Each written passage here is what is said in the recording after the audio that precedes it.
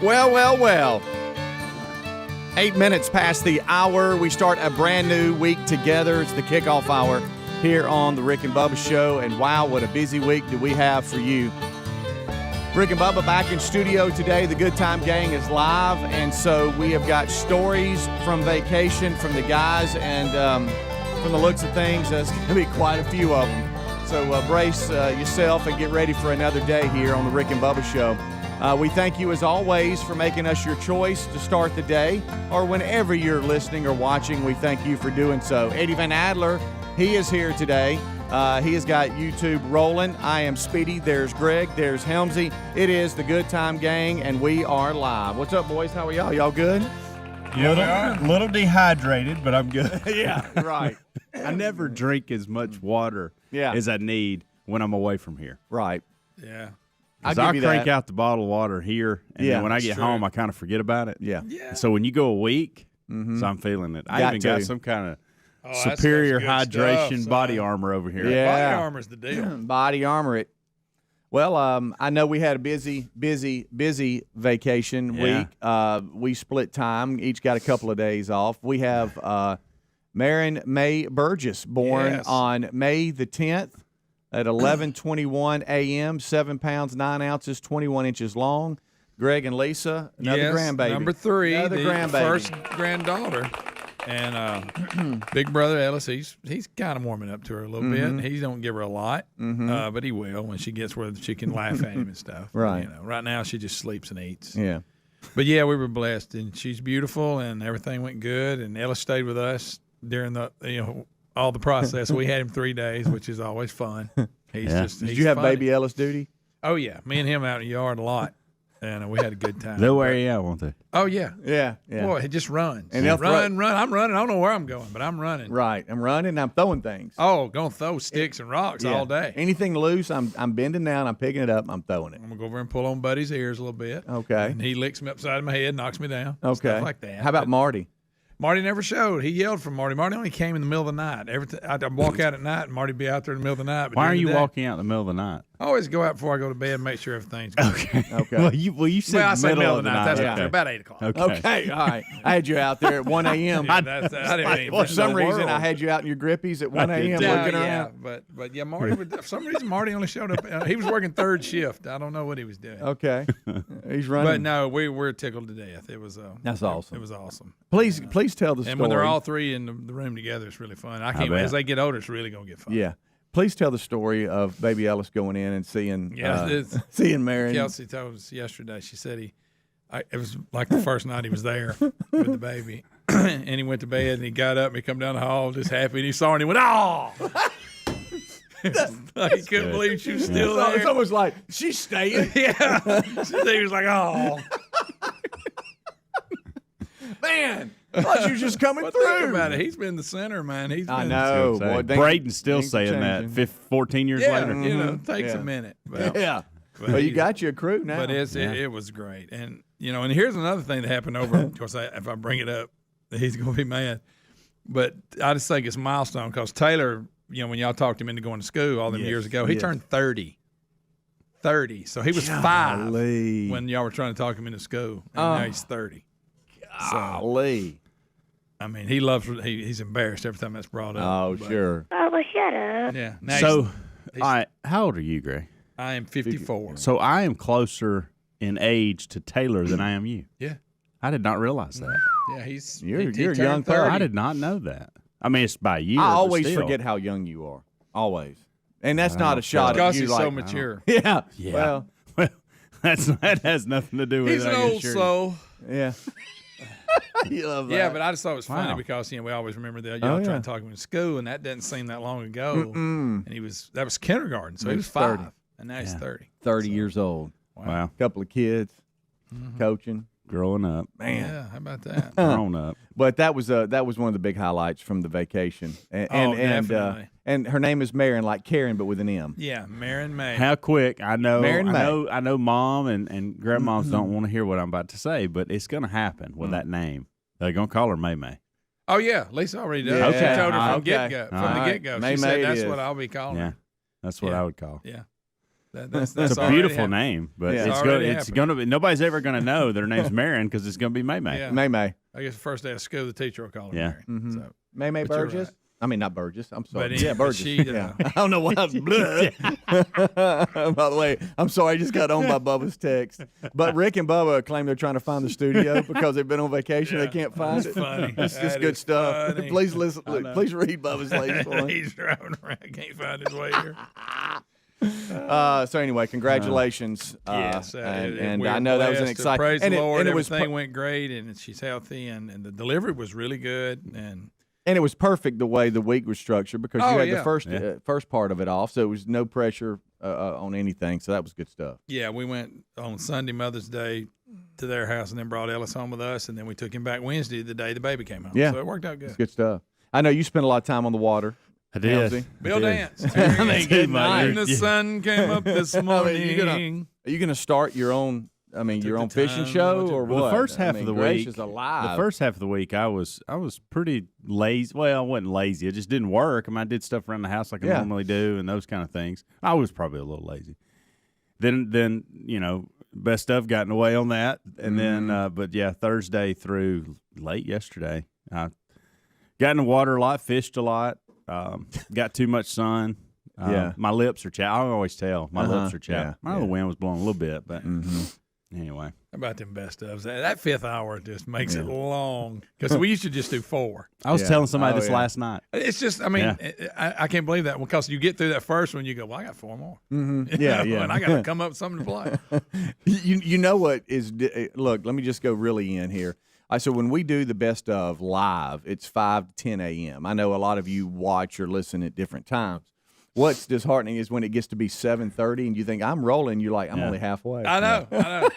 But it'll get going. A lot of I have you kind of get lost in it too. Sometimes you look up and it's almost over. So it's got its time. I use it as a time to kind of try to figure out cleaning offices and catching up on some stuff here. And so you can structure it to where you'll look up and it's 9 o'clock and you're like, man, I only got an hour left. Yeah, exactly. Hey, don't do like me and get caught doing something and miss the break. I've done that before. Oh, crap. Take off running. Yeah. And you don't realize it until about 5 seconds. You're like, why am I not hearing anything? What's the deal? I tell you, you do find out how good you're on your 5-10-5s, 5s, your little sprints. Yes. Yeah. Oh, yeah. Because you're dodging things trying to get in here. Yep. I had a road trip and saw a time of the morning or overnight I hadn't seen in a long time. I'll tell you about this. Rick and Bubba.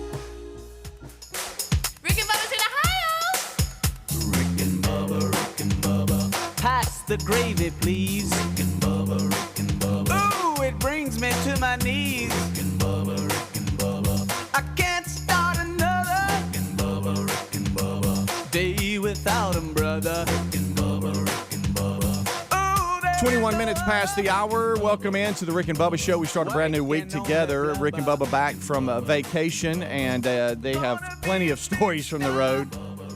One is trying to find the studio because they haven't been here in a week. That's been a lot of fun in their group text today. So we're looking forward to them. It's a busy week, too, for the show. We'll have Dan Moultrie with us tomorrow. Wednesday, we'll have Buffalo Wild Wings here to present another check for last month's charity charge. And then a week from today, the 24th, is the next charity charge day. And so we have that going on.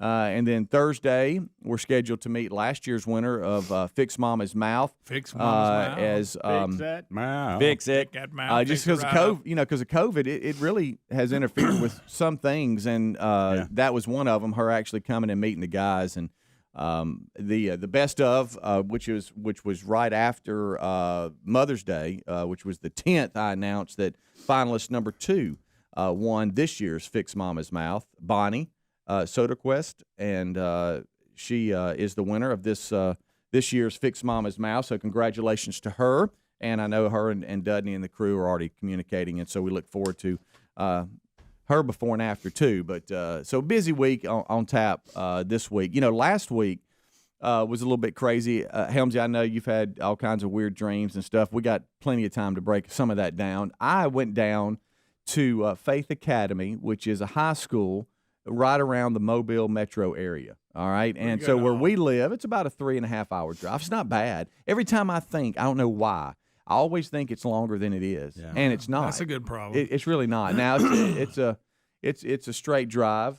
Once you get south of Montgomery, you better have a plan, on where you're stopping and what you need. You're right. So anyway, Terry and I went down. Tyler is now coaching, and he coaches a high school in Tuscaloosa, Northridge High School, and they were in the 6A Final Four baseball playoff to see who represents 6A in the southern region in the state playoffs this coming week. I think it would be if they would have won, it would be Wednesday. I think this week. Wow.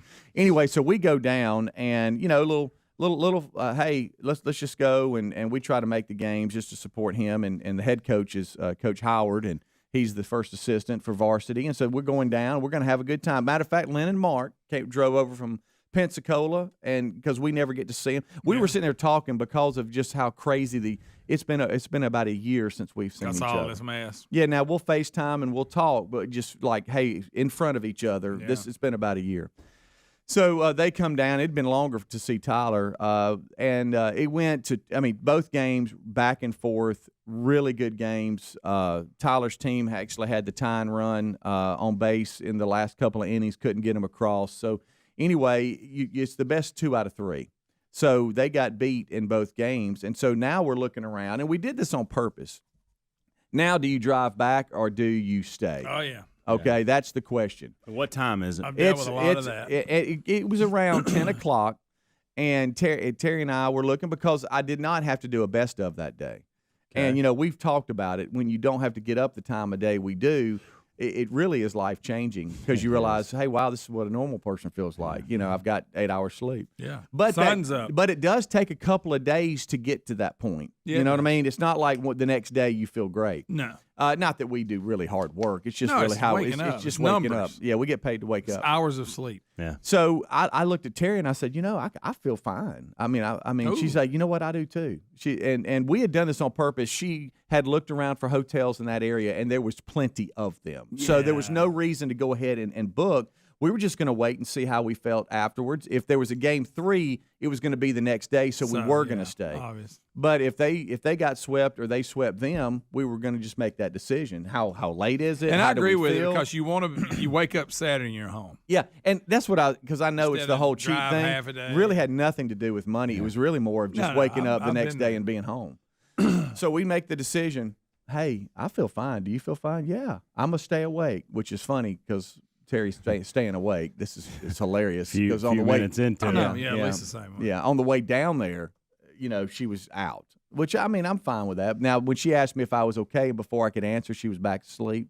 That's kind of funny. But so she's like, I'm up. Let's go. And so we decided, all right, let's go. So, but by the time we got gas and said bye to him, walked to cars and all that, we're looking at 10:30, you know. And then I forget what else we did. We had to stop, which I hate stopping. I don't know what it is. I just want to, can we get gas now? I know. Because she was like, well, I know you need gas, but. Once I get to making good time, yeah, I like to just let her eat. Got home at 2 a.m. Put cruise control on. And I hadn't seen 2 a.m. in a long time. And I really. Since college. I started looking. Well, I've seen 2 a.m. on the getting up side. Yeah. Yes, I haven't seen 2 a.m. on the front end of, okay, I'm still up. I hadn't gone to bed. Yeah, it hadn't been much. It's been a minute. Different things are going on. A lot of road work overnight. Oh, I mean, we're gonna use that time to. Which I agree with that. I do too. I'm totally agreeing with that because it's a big difference when you do it in the middle of the day. Real big difference. Real big difference. So the next morning we decide we're going to go back. Well, Reese has early morning football workouts or something at like 7 o'clock, and he's a junior now, so he's responsible for getting up, whatever. But every now and then, if we're home, we'll fly cover. We'll just kind of get up. We like to, hey, see you later, whatever.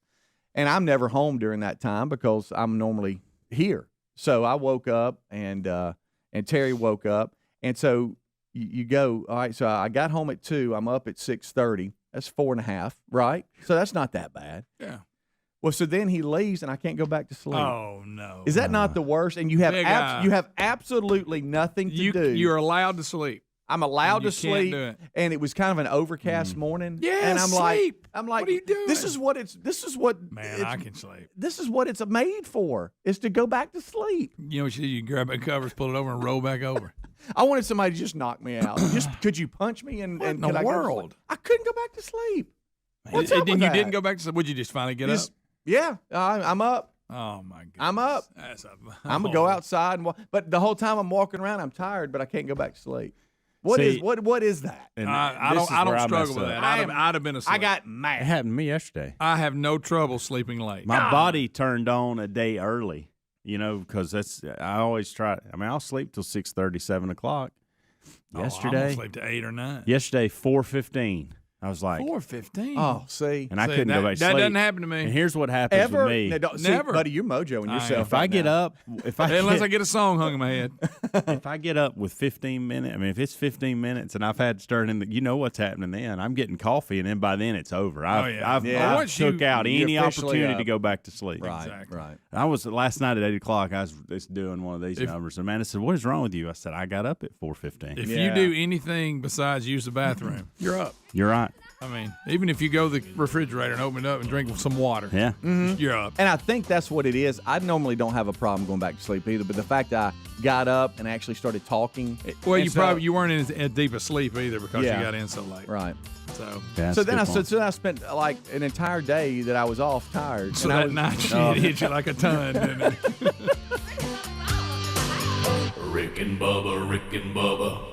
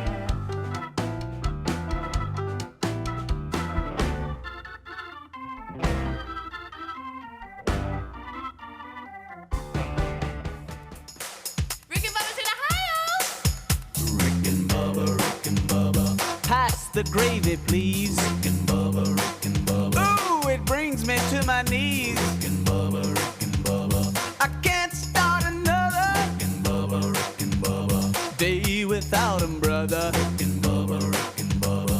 Ooh, there is no other. Rick and Bubba. 25 minutes until top of the hour. Thank you so much for tuning into the Rick and Bubba Show. 866 We Be Big is our number. The guy's back. Everyone is here, and we thank you for being a part of the show. And we've just kind of been him-hawing around, talking a little bit about vacation time and taking some days off here and there. The Good Time Crew tag-teamed the Best Ofs last week, which allowed us each to have a couple of days off. And during that time, Greg and Lisa, their first grandbaby, Marin, came into town. No, third. I mean, first daughter. You're right. I mean, granddaughter. May. First granddaughter is what I meant. And 2 boys, 1 girl. It was May the 10th, if you're looking back, about 11-something in the morning. And I knew. And it's easy to remember her name. May was born in May. Yeah, There you that's go. it. That's a good Wow. point. I've got to ask you a question. I need you to be honest. Did you send a very sweet text to the staff about how y'all Yeah. are blessed? That wasn't Lisa? No, let me think. Greg? No, it was me. Are you sure? Yeah. Okay. Well, I just You went dark. Like I had to read about the baby in the Aniston Star. Oh, yeah, it was funny, by the way, when you said funny. that. Yeah. That's Yeah, I said, good. Look, you know. But to Speedy's point, me your and Ellis- message. Me and Ellis were out in the yard. I know it's emotional. You Buddy, got caught up in it, take a second to granddaughter. text. Yeah. I know you got caught up in it, granddaughter first, whatever, and you're emotional, get it. But you that text message, Speedy, I thought was spot on. I thought that it came from your wife and not Yeah. you, from your phone. Maybe it did, maybe it didn't. Yeah. It Maybe was, it did. Maybe it did. It was just too sweet for you. It wasn't that sweet, was it? Oh, yeah. Hold on. I'm going to see here what it says. It says, we're excited about our third grandchild and our first granddaughter. See, that's too many details, first of all, Right. for you to put in there. You're not a detailed guy. Yeah. You don't I- put details I like don't. that. I know. All right. So now Greg is normally a 1 or 2, word reply. All right. From you, this would have been more like you. Mm-hmm. Hey, number third's here. I'll give you the weight because there's a lot of talk, weight and length. I give you that. Number third's here. Here's her name. Here's the weight. See y'all. That would have been you. Right. Yeah. Instead, it was, we're excited about our third grandchild, You our did first not type that granddaughter. up. Everything went well. She looks just like her brother. She does. Thanks for They all look your exact thoughts. same Hey, thing. ready for this? Yeah. Thanks for all your thoughts and prayers. There's too many details. way. There's too many details Whatever. in that for Buddy, that to be you. That's, all I'm right. sticking That's, by between, it. that's between you and He God. said, "I'm sticking by it." But congratulations to you and Yeah. Lisa. Thank you for that. May and May. Yep, May. May. And May. Everybody's healthy, and that's the biggie. That's the biggie. All right, so Helmsy, you had and I had a weird dream. Have you ever had a weird dream where you wake up in the middle of the night and it's bizarre and you remember every detail, but then when you wake up and get going for the day, you can't remember what you dreamed? I I have, have yeah. a lot of that. Do you? I'm having that right now. I had a weird dream last night, and I can't remember what it is. I had So you such know you had weird. a weird dream, but you just don't remember. Right, I remembered it in the middle of the night because I woke up and went, "This is weird." See, that's what normally happens Yeah, to me. yeah. But last night I had a dream. Got up, went to the restroom, kind of checked on everything, went back to sleep, and picked the dream back up. Oh, And it is One of those. it is so bizarre. And I got to tell you, I was envious. I was frustrated. I had a dream last night that my dad and Peyton Manning were like best friends. dude, what? Where were they? Was he at Peyton's And house like, or was no, Peyton no, at your dad's house? Peyton would come to mom and dad's and just like Did he hang fish out. with you? Yeah, that's what. And- Thank you. and- I was going to ask you, was he fishing? Guys, with it you? was not like a. I mean, I need Oh, in the somebody. dream, that, it made perfect sense, didn't it? I need somebody. It did, and I need. Yep, me and Peyton Well, and my dad. we came. I mean, we spent a lot of time in Gadsden, okay, and with my parents and fishing and all that. None of this was going on. We were there hanging out, and the phone rings, and I hear my mom say something like, "Mac, Peyton's on his way. He's gonna come by and hang out for a little bit. Wants to see the grandkids." I'm like, Peyton Manning. what are y'all talking about? And who's Peyton? And Dad was like, Peyton, he'll be here in a minute. So I'm like, okay, well, this is somebody I'm not gonna have to deal with. He'll hang out up here. We'll just go down to the river and fish and hang out and all that. And I look up and it's Peyton Manning. Did he have a jersey? And I'm on? like, Was he no, just a no, regular it's street just clothes? it's just normal Peyton Manning. And Had Brad Paisley with Did him. you see a So- commercial or something that's- that no, made you think no, of him? Not at all. Are you That's- sure? I promise. I have not. I've hardly even What if watched it was TV. actually real? And so, Yeah, and he's like, so what's the big no. deal? And here's We've what's known each other funny. for I'm years. here every weekend. And so Braden comes down. He goes, Dad, it's Peyton Manning. I mean, there were so many details and like all the kids. Braden was like, Dad, why is Peyton and Pawpaw buddy? I said, I have no idea, buddy. This is new to me. Didn't know that. Mm-hmm. And so like he came back for dinner later on that evening, and I mean, and just kept going on and on. They went on a boat ride at one point, and I'm like, what in the world's going on? Why are you hanging out with Peyton Manning? Well, I wonder how they met. I think the best part of this Yeah, is how'd when they your mom answers, "Hey, Peyton," like Yes. she's just answering Yeah. the phone and it's normal that he calls. Yeah. That's I so tell you, good. and then that was the first dream. Went around the house, used the restroom, all that. Went back to sleep. Laid Picked- down and went, huh, Peyton Manning. I did, and then picked the dream back up. And they're I've still done that hanging out. before, by the way. They're still Wow. hanging You ever out. And I'm done like, that? what in the world? Why is Normally Peyton? not after I've been up walking around, but Yeah. I've woke up and went back to sleep and picked the dream back up. That's It's what I rare. did. Yeah. Oh, by the way, I just remembered some of my dreams. I was vaping in my dream. You were vaping? Yes.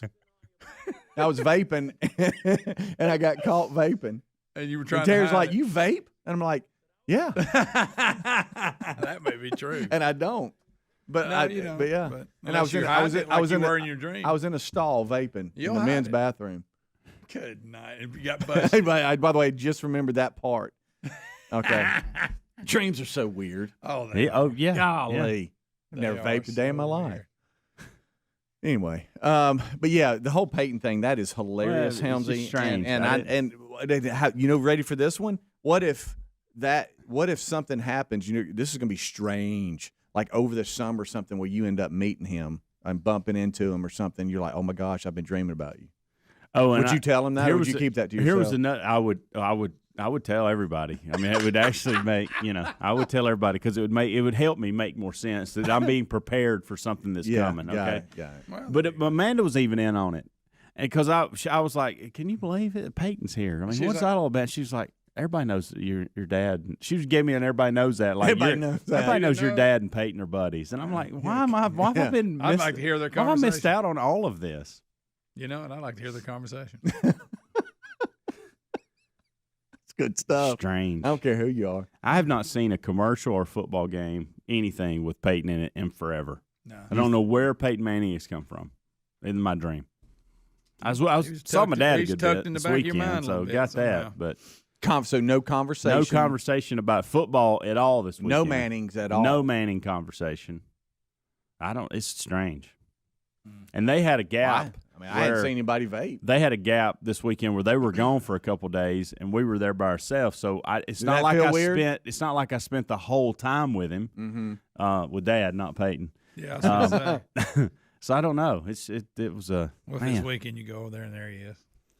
I- You saw the future. I'm telling you, something's going to happen, and now it is going to be strange if you bump into him. I now. think Braden was. I don't know where you would. but- Braden was weirded out. Mall. Yeah. Well, Hey, there's Peyton. There he is. I don't know if you want to tell him I've been dreaming about you. I know you said you would tell everybody. I don't know if I would say that. Nationwide is on your side. see, I hadn't even saw. Maybe I hadn't you're even in his seen one of little those fake town. commercials. Yeah, that's a funny commercial. I want to He's a live fake in that town. He's How great. about he's funny in commercials? He is. Yeah. Well, Turns out he's Did y'all- funny at dinner. Did y'all talk about that at dinner? Did you tell him you liked his commercials? Commercials didn't come up. But everybody was laughing at Peyton the whole time. The whole time. I was sitting there going, "Why are you here?" I mean, I was just sitting there. I wasn't saying that out loud, Staring but at I him. was like, "Why is?" I mean, I was liking it, and I was confused. I didn't know why I was the only one left out of this whole conversation. Yeah. I was the only one that didn't know that he frequented the house. How come nobody told me? Is what you're wondering. All right, we'll take a break. We'll come back. More Ask to him kick about off his hour. brothers. I mean, I did ask him that. You Do did? remember? Yes, that was in the second part of the dream. Bubba, Rick and Bubba.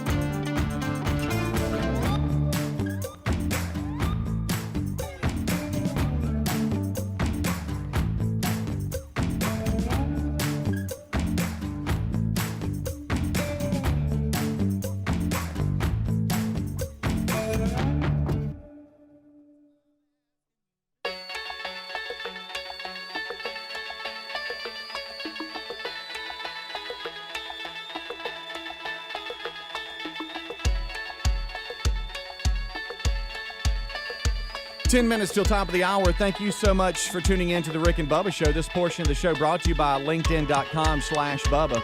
You know, growing your business takes more than offering a popular product or service. It's essential to have the right people in place to ensure your company operates smoothly and successfully and has the potential to expand. LinkedIn Jobs right now wants to help you find the best candidates for your business for free. Get started by posting your job for free to reach LinkedIn's vast and diverse network of over 740 million professionals. Find out targeted screening questions to get your role, in front of the most qualified candidates with the experience and skills and motivation you need. So again, it's LinkedIn.com/Bubba. Your first job posting is free. You don't need to be waiting any longer. Go to LinkedIn.com/Bubba. Post your job for free as a listener and viewer of this show, and find the link at rickandbubba.com too if you want to go that route. It's under sponsors, but don't wait any longer. Don't procrastinate. It's free, folks, and you know how we like the word free. All right, as we roll on back, getting a couple of yawns out of the way. You leaned back and got a good yawn there. I did. Had to. Look at that. We've been talking about your first granddaughter, Greg, that was born during vacation week, and we've been talking about that this hour and how excited y'all are, and you should be. Oh, yeah. Did you see this gender reveal gone bad? I did. It's really kind of funny. Now, the headline is misleading. You know, Dad pitches a fit. Oh, or whatever. yeah, it wasn't he doesn't, but you can it tell. It's funny though. You can tell he's not happy with the reveal. He's a big guy. He's a really big guy, and he is mad. He's throwing stuff down. He wanted you could watch his mouth. There. Yeah. He wanted a boy so bad. Oh, he's disgusted Can't by even fake it. Yeah. All right, so the way they had, the way they had it, they had a big, huge balloon, and they popped the balloon, and little bitty balloons were inside of it, and they at were least faked it. They were itty bitty pink balloons, and so that was the reveal. That's how they Look did at it. him. He's so mad. He's so mad. He's a big guy. Makes it even funnier. Too big to be wearing. Got my sunglasses on like I'm sharp. And he's wearing joggers, and he doesn't need that. No, he doesn't need to do that. He's too big for that. And doggone it, that's obviously his daughter that his wife's holding there. Right. So he's got another daughter. Yeah. Huh? He doesn't seem very. What if Taylor would have Imagine if they replay that your life. Here's where Dad found out you were a girl. Yeah. Well, that is going to be on video forever, right? Yeah. I mean, that is. Sling it. Look. All right, and Greg, you've got a story that you were sharing with us in the break, and this is awful. And I remember something in this same little world of people faking athletes out, thinking that they're being pursued, but it was on the high school level, and the rivalry between two high schools got to the point where the opposing team got the number of one of the other guys that they were playing and started texting him saying that they were recruits and that they were there coming to the game. That's just and wrong. They went back and forth, and then right before the game they revealed, hey, we got you, and it messed with the kid. Yeah, I mean he was like really messed with him. You're saying in Austin Peay. Austin Peay, we had the NFL draft, then you have your free agents get signed, then you have rookie tryouts. Right. And he received a text message supposedly from Dean Pease, the coach, one of the coaches with Atlanta, inviting him to the rookie tryout. He drives all the way to Atlanta and gets there, and they're like, "We don't have you down." It's a long drive, guys. And, But really somebody basically faked him off. They Who would do that? Why? It had to be somebody obviously that knows him. I mean, but wow, to let it go that far. That's bad. So they said, hey, the whole time he thinks he's communicating. It sounds like the guy's a really good player. I mean, he was first team all conference and, defensive back, corner, got good speed. I think he runs a 4.48 something. But so, I mean, he could, it wouldn't be, I see him not seeing it as a hoax. He thinks, well, yeah, it's just a rookie tryout. Right. You know? And, wow. But does somebody give him a shot now? I bet they do. Oh, sure. There'll be a 30 for 30 10 years from now when he's owned it for a couple of years. He's got a big contract. Yeah. But that's just wow. That's to let him drive all the way to Atlanta. That's mean. And go, hey, I'm here for the tryout. And they go, I'm sorry, you're not on the list. Oh, that's tough right there. Yeah, we've talked about this, and I know, and we're going to catch up. And part of one of my favorite things about coming back from vacation is catching up on what's going on in the world. Because I'm gonna be honest with y'all, if I didn't do this job, I wouldn't have I'd be one of those people who wouldn't have a clue what's going on out there. I know. I mean, not a clue. I'm like you. I hardly know what's going on with the weather, much less anything else. Yeah. I mean, I was looking up there a minute ago and saw that we were supposed to get a little rain this week, and I thought, well, I didn't know that. But some of the things I'm looking at, some of the headlines, I mean, it's crazy little world out there. Yeah, it is. And I had no idea any of this was going on. None of it. None. I didn't know any of that. Y'all were talking this morning about Israel, and I had no idea any of that was going. Palestine. I had no clue that all that was going on. A lot happening over there. That ought to show you.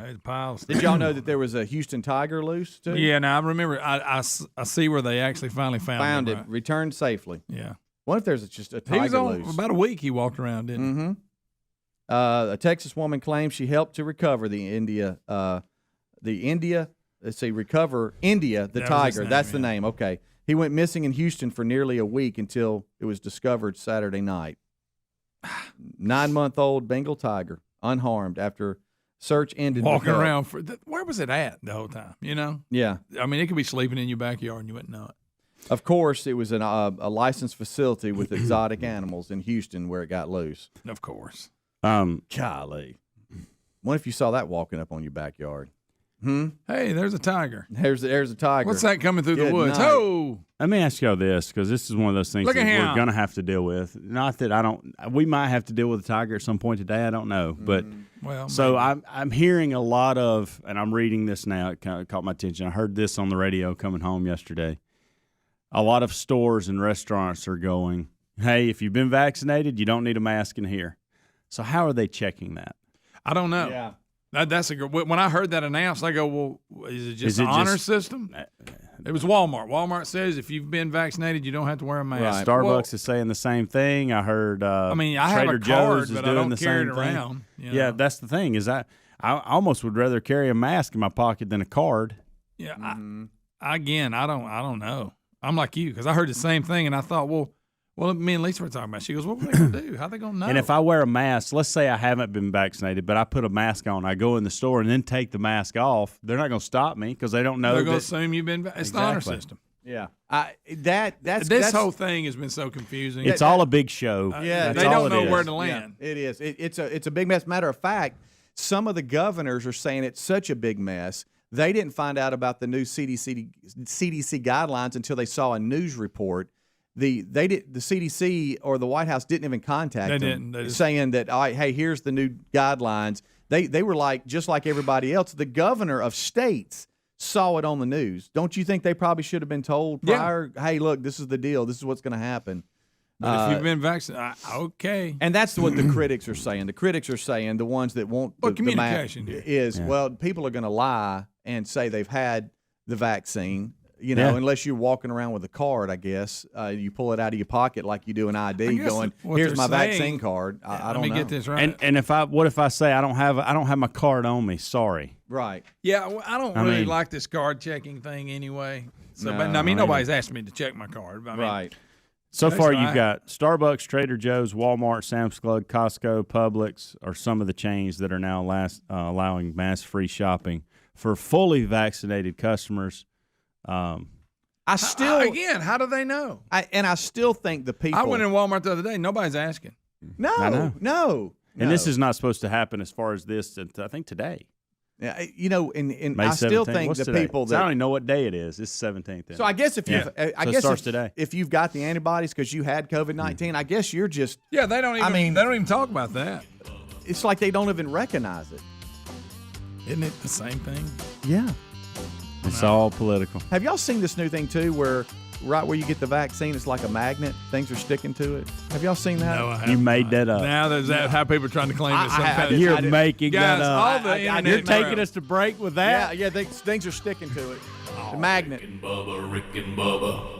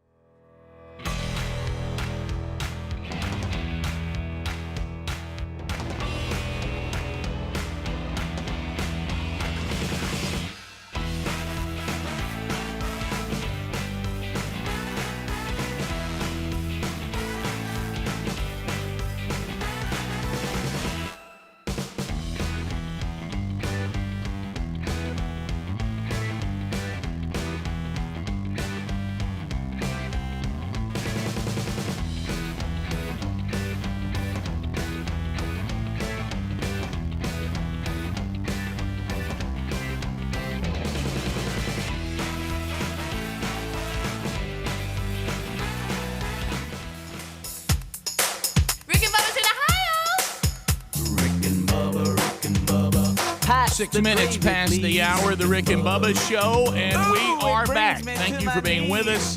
Vacation is behind us.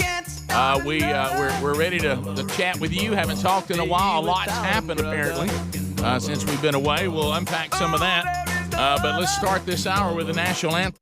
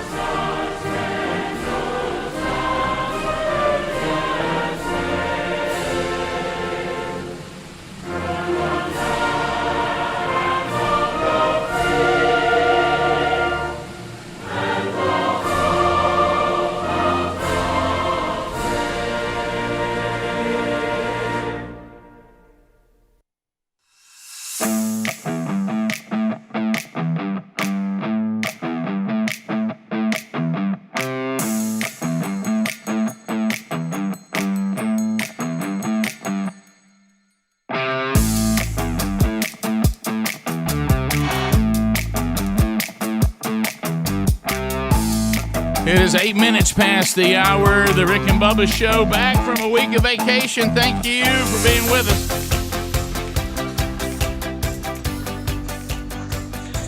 Well, apparently, a lot went on around the world while we were away. I was listening to the kickoff hour. They seemed to all of us went a little out of touch, needed a break from it all. We'll try to get back and unpack it.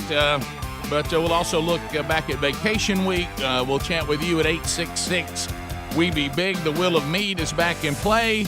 Rick and Bubba University, the podcast, back again this week. So Wednesday Bible study back again this week. So all back on regular schedule now. Speedy, the real Greg Burgess, Helmsy, and Eddie Van Adler have already produced for you a kickoff hour. And if you have been listening to them, we welcome you in. If you missed that, know that's available to you on all the Rick and Bubba platforms. You can find all those at rickandbubba.com. We did welcome a new Burgess while we were away, and the kickoff hour was unpacked that a little bit. I got to see Mary May Burgess yesterday for the first time, 7 pounds, 9 ounces, 21 inches long. She came into the world while we were away for vacation. So Greg and Lisa welcome a new grandbaby, and like I said, the Burgess family welcomes a new member. So that was big news while we were away, too. Look right there. There he is, the pride of Cedar Springs, Alabama. Most of you probably know him best as the Silver Tongue One, the man with a golden voice, Professional Lunch Eaters Man of the Year, the inventor of pizza and a cup, Shakespeare's worst nightmare, and the master of the King's English. Ladies and gentlemen, put your hands together for Bill Bubba Bussey!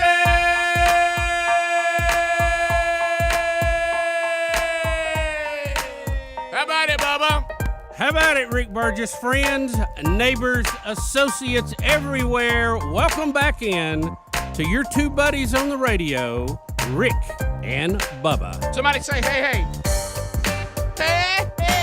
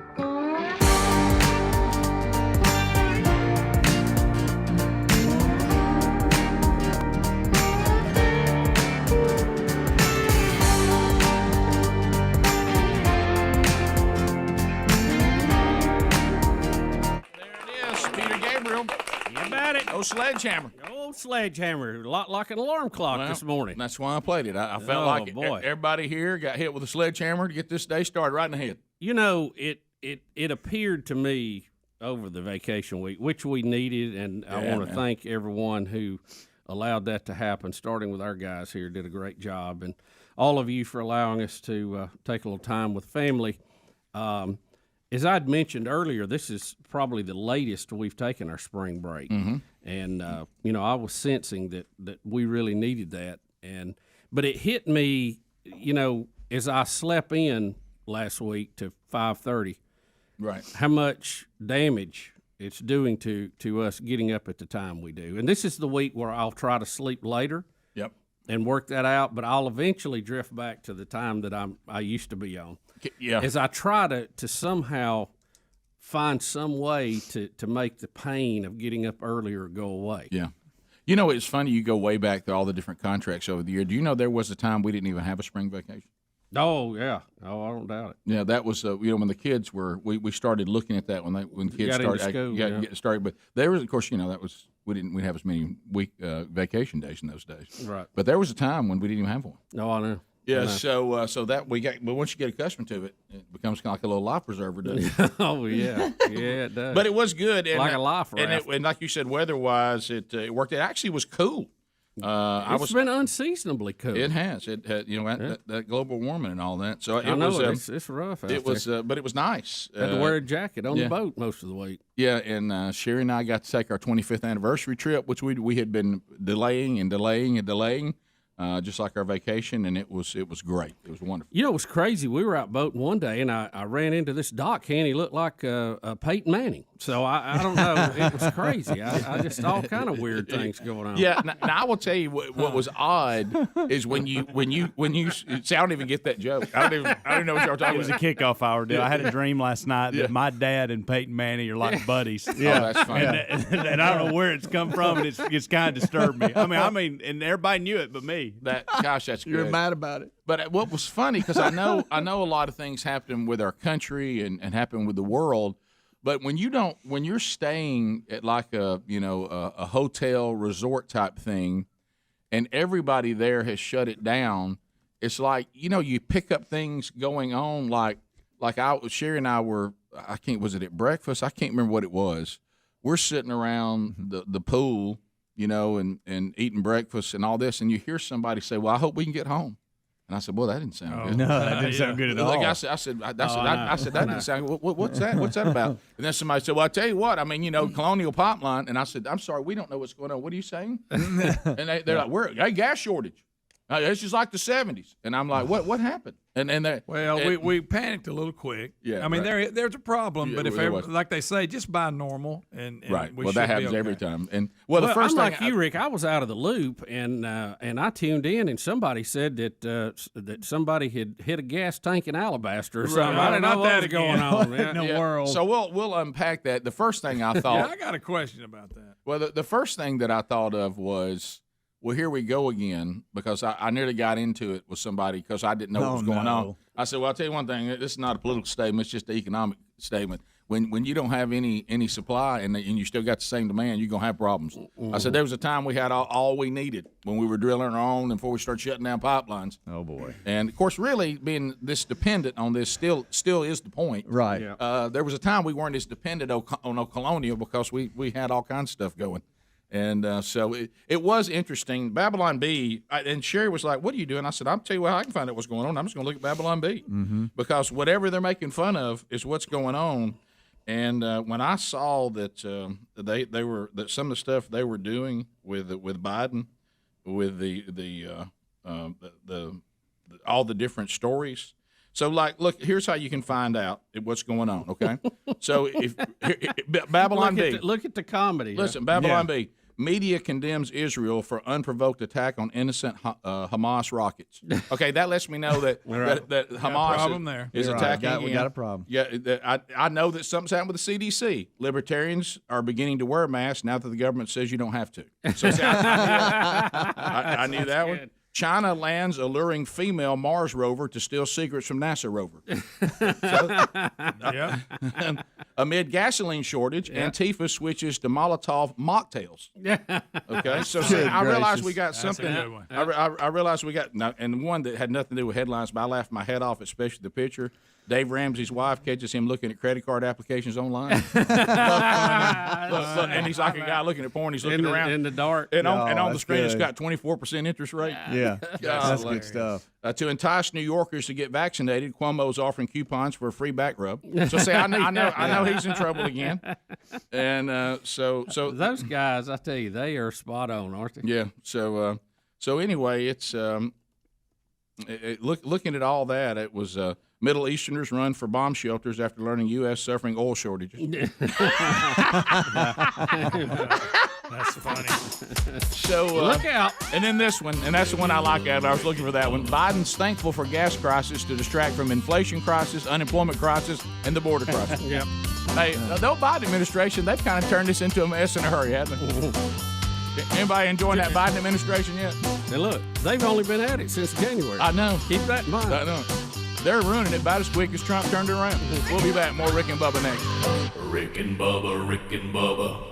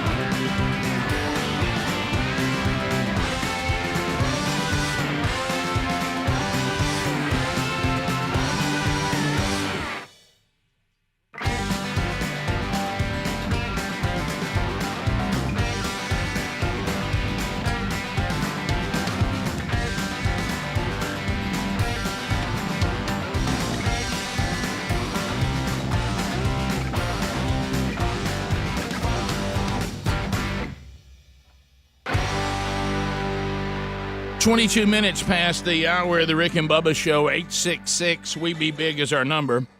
Thank you for being with us as we go to unpack. So we do have a lot to cover that happened while we were gone. Some of it we're trying to. I mean, I literally got back. We got home, I guess, late Saturday, and then yesterday I was like, I guess I need to start trying to figure out what's going on in the world to some point.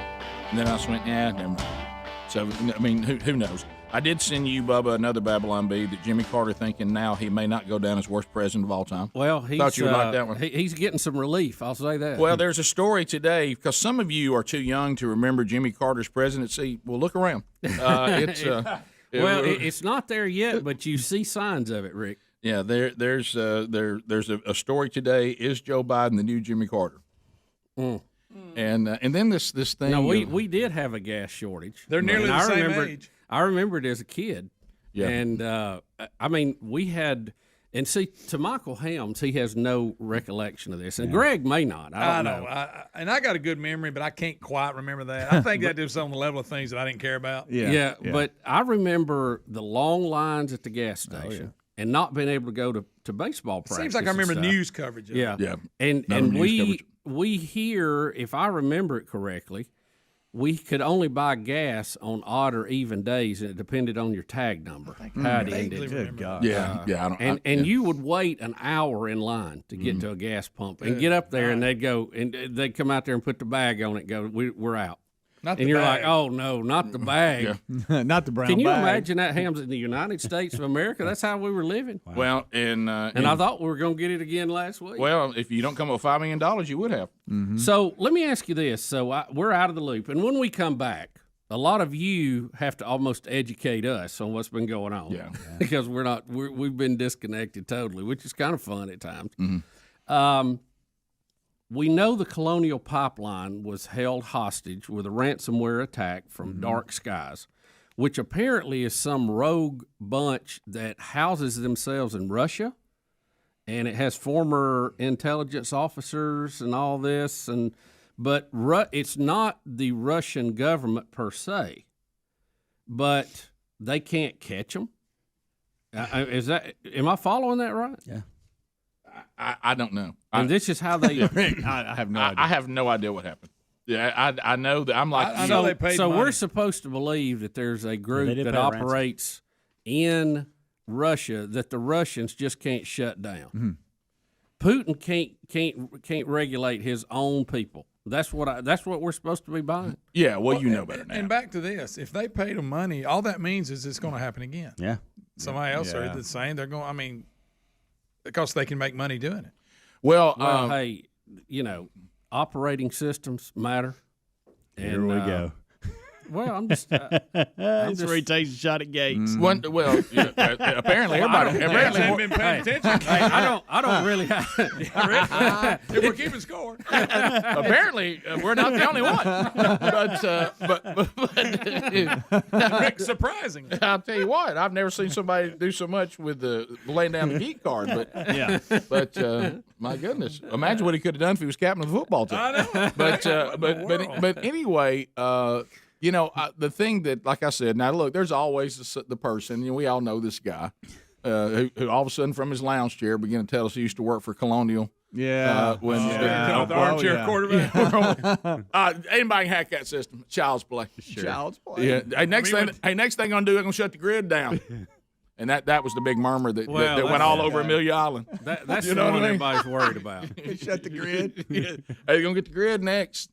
I work for Colonial. Child's play. Have you ever? Okay. Yeah, that's the new thing when it's anything high tech that a middle schooler could do.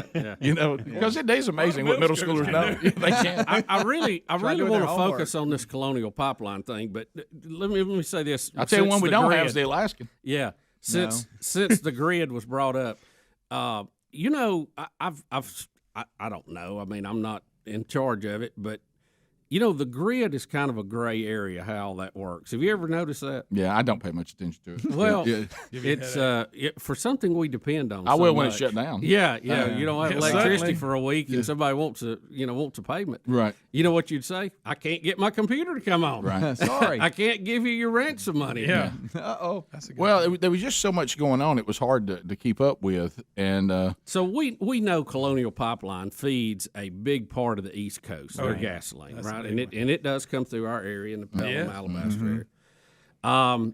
And so we had a cyber attack. They went in, hacked their computer system that runs all that, which is just kind of scary. How can you be that open to that attack? well, according to Ron out by the pool, he said it wasn't no big deal. Now, was he blaming them? Did he say that He they said were not up to he speed? said I work for Colonial. He said this is nothing. He said they don't have the proper security. And he said anybody could do this. Well, think about all the things that we are so dependent on computers now. They run our dams, they run our power grid, they run our nuclear reactors, they run our defense system, and Well, this guy was And- saying and that he hopes these things we're mentioning now are more secure than the Colonial stuff. He said the Colonial stuff was not secure at all. And I used to work for him for years. Okay. So, And again, you got to take that with a I grain couldn't of chime salt. in. I wouldn't run. but Yeah. why? I mean, I mean, he may be that guy. Well, here's You the know, thing, though. that what guy is he that wants basing to be- it on? Well, Rick? here's the I thing. mean, He's you can't defeat him right now though because it has been hacked. Exactly. So Yeah. you can't tell me no. He's talking about. Obviously, I do. Well, Rick, what does he mean by that? Like the password to everything is in the desk drawer of the secretary? I mean, what Password's does that 1, 2, mean? 3. Yeah. No, he said it was the CEO's birthday.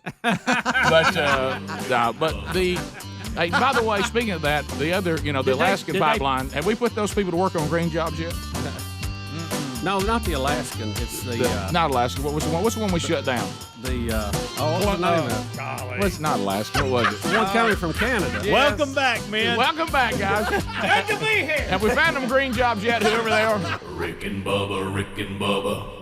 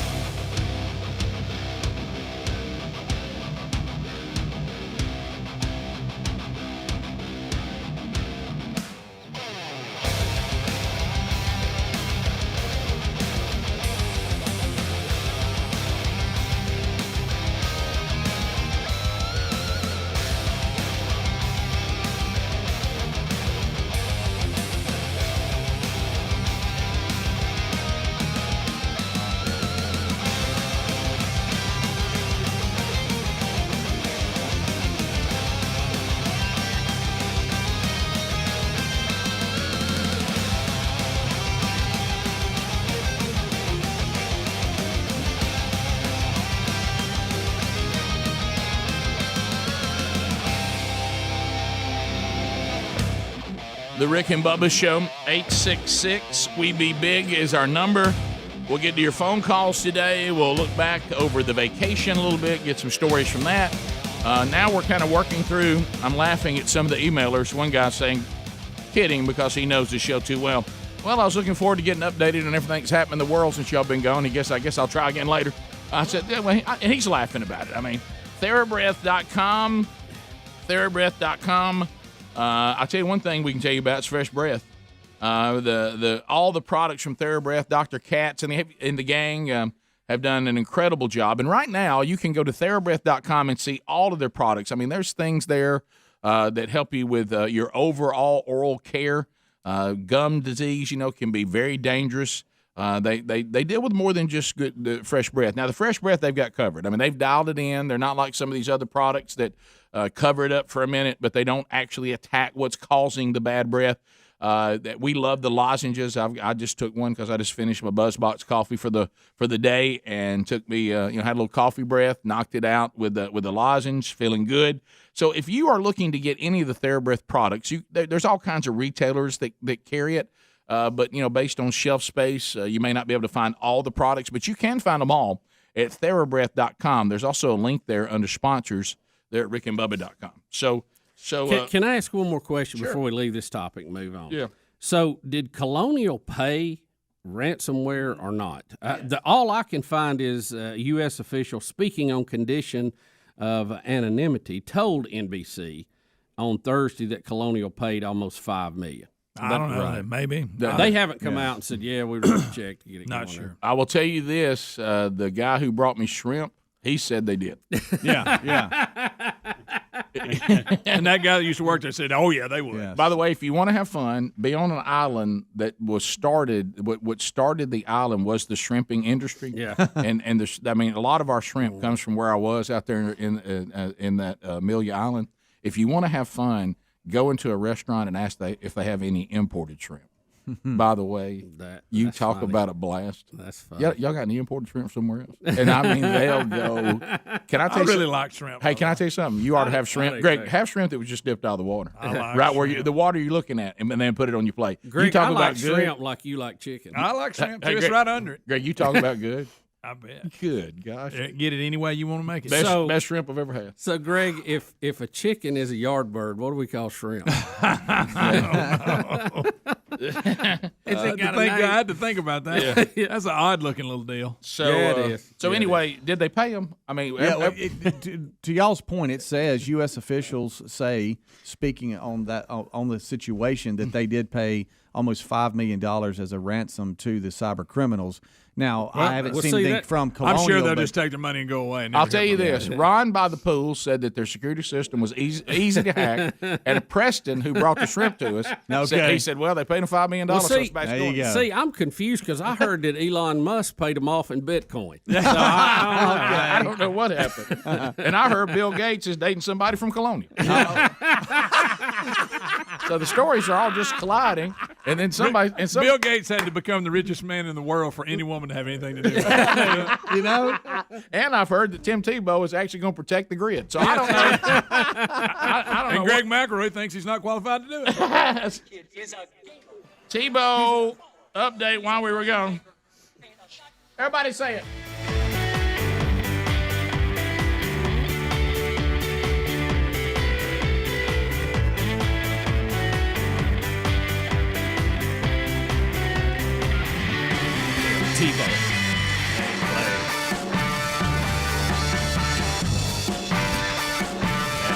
Tebow's back.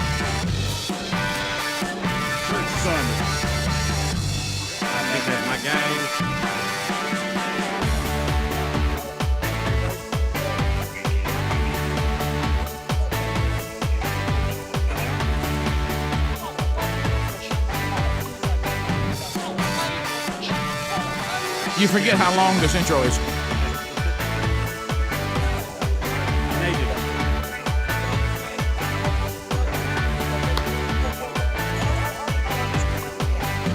Don't rain on Tim Tebow. Everybody sing it together. It's Tim Tebow's on the rain. All right, so I knew that when we left for vacation, that Tebow was going to try to play tight end now for the Jaguars. Back or something? Did I hear that right on the way out? Did that happen as we were leaving, or I think he has, but he is going to be in camp. Is that? Am I? It came up. Yeah. It mini camp or camp? This murmur happened draft day. That's when it all started coming out. Right. And then when we left, evidently some things have taken place, and now, and we all made these comments. If Urban Meyer wasn't there, this wouldn't even be a. It'd be a right. Before we have this discussion. Can I just say this? Do we all have to do the thing where we talk about how we respect Tim Tebow? Thank you, Rick. We got all that. And he's a man of God. We love Tim Tebow. We're talking about him as a football. Do we have to do all that every time? Can we just do a blanket? Thank you for this. It's needed. Because it doesn't mean that just because you have great respect for the person's character, their commitment to their faith, that everything they do, you go, well, man, yeah, that's all good. This is strictly talking about football and trying to understand. And he can do whatever he wants, and Urban Meyer, can do whatever he wants, and the Jaguars can do whatever they want, and Urban, and I heard now this could be Greg, I may be making this up, but I heard that actually that darts guys kidnapped Tim Tebow, and the Jaguars will pay $5 million to get him back. Is that maybe what happened? By the way, that's all day today. All right, let's just take it away. Let's just all day. All right, so I get yesterday I didn't even have there was just it wasn't even long. It was about 45 minutes that I tried to catch up on everything that's going on. Yeah. I see people saying, well, the coaches are arguing. They don't like it. They think Urban Meyer's just they don't they don't need this there. Saw a guy having to do the blanket statement how he respects Tim Tebow the person, which we do. That's true. But he said, here we are now with people that have been training their entire life as a tight end. They're NFL quality. Now they got to hear whether they can beat out Tim Tebow or not. And here he comes in. Then Greg McElroy said, hey, we did try this at the Jets, and he wasn't very good at it. McElroy made some good points. He said, people says, and I think I even said this the other day, he should have did that 10 years ago. He goes, but people don't realize they tried him, and he wasn't very good at it. And he said, then people say they're going to use him like a Taysom Hill. He said, Hill runs a 4.4. Tim ran a 4.8. He said he's not the same type of player. Nothing against him. Yeah. And he makes the best point he makes. He said the other players are going to be rolling their eyes when the fifth string tight end is getting all the press. Yeah. It's going the locker room. It's going to affect the locker room. And that's his opinion. But can he punt? Does everybody know? Long snap, maybe. So let me ask you: baseball is over, right? I mean, it's over. Yeah. I just want to be sure because that's over. You always have to ask: are you sure with Tim? Because he'll double back. Sure. I think it's over. Right. Well, it goes back to pandemic got him. It goes back to does he not enjoy? Is it not enough to be a commentator, to be a world-renowned, sought-after speaker, and mission trips all over the world? It seems like he's not somebody who's looking for something to do. He goes down as one of the best college players ever to play college football. He's Heisman Trophy winner, national championship. And in this little intro we played here, he had about a 5-week run where he was the toast of the NFL. Oh yeah, didn't last long, but when everybody was all fired up about won a few games. Yeah, it was exciting, making it happen. I just don't. And then they signed Peyton Manning. Is this? Are we getting? Are we getting to? Are we getting to the point now where we're about to start messing with the memories? That's what I'm wondering. I don't know. Is this about to be when you and I went to see KC and the Sunshine Band? Tim's got enough money. He's made money. He's fine. Well, right? yes. Okay. I guess he married. He married like Miss World or something, right? Yeah. I mean, she was a big deal, and he's got all these other things going. He's still a commentator, right, or can be. He had that job. Did he give that up? If this doesn't work out, obviously, are they saying if this doesn't work out, come on back? Yeah, I would think he has an open door. I mean, I think he's just kind of doing what he wants to do. He's competitive. Wants to. I mean, why not? Yeah. Until it starts impacting other people. That's the problem. It doesn't just impact him. It was the same thing. If I wanted to take up a hobby and it doesn't really impact other people. Yeah. But when you're throwing that and in an effort to get the. That's me. That was me for some reason. I thought Tim was. But I was looking around going, "Who's got that on?" But when I decide I want to try to play tight end with my old college coach at the Jaguars, who just got the first round pick, it doesn't just affect me, right? It's going to affect a lot of people. And Urban's he's starting to look really selfish, in my opinion. He's not There, going. I said it. I said it. If he can beat Send somebody an email to out, Speedy at rickandbubba.com. going to hell. But guys, if the he same can argument. beat somebody out, he'll put him on. If he can't, they'll part ways, they're or not he'll gonna make him keep a him if coach he- or a consultant or something else. Urban Meyer is not going to risk his NFL career keeping Tim Tebow happy. And I think he's new coach. Team was horrible. He's just looking at. I mean, I think he But when you're likes the trying to excitement build, that it's causing. Yeah, but also the attitude of the players, it could go negative. He took this job. One of the main reasons Urban Meyer took this job was because he knew he was going to get that quarterback from Clemson. Period. End of story. Yeah. Not Tim Tebow's gonna Tebow as beat a him tight out. end. No. Greg says Tebow might beat him out. He may do. Trevor Lawrence better look out. If Trevor Lawrence is not in this, Urban Meyer probably don't even take the job. What if they brought Tim Tebow to play this year to bring Trevor along? Yeah. Play quarterback. How long do you think Urban stays before he starts having headaches? Well, it depends on if he's either losing or some coach is in trouble that he covered up. And then all of a sudden he has health problems. yeah. Is he not getting to spend time with his family again? It's Jaguar family. I ain't big on him. I can tell Greg he is not an Urban Meyer He's guy. full of it. Yeah. He quit Ohio State because he covered up that deal with his coach. Nothing else. Rick and Bubba.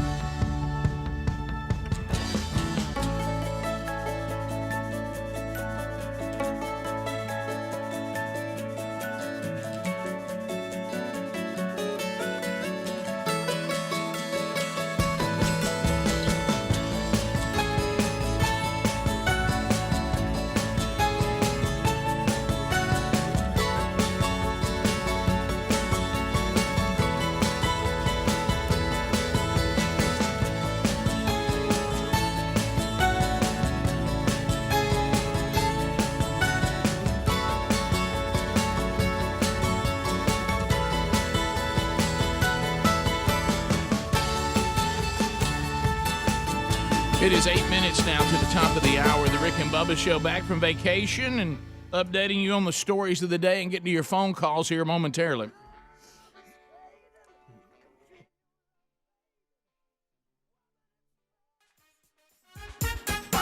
Well, we did get a winner while we were away on Fix Mama's Mouth. Congratulations. And I don't know about this last name. Speedy, you know how to say this? Bonnie Sodergist? Sodergist? Is that? Can I see it real quick? Because I have to see it to say it. I don't know why. I've been saying Soderquist. Yeah, I think it's Soderquist. That's a Soderquist? Q.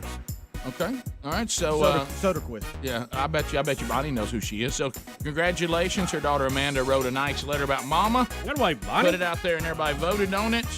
And we have ourselves a winner. O'Reilly Auto Parts upcoming. Soderquist. Yeah, congratulations, Bonnie. Manchurch.com. How about a new grill and a new last name? There it is. You got Yeah, why you at it? Congratulations to you. Back out on the road this week, looking forward to kicking off the men's discipleship strategy in Madison, Alabama.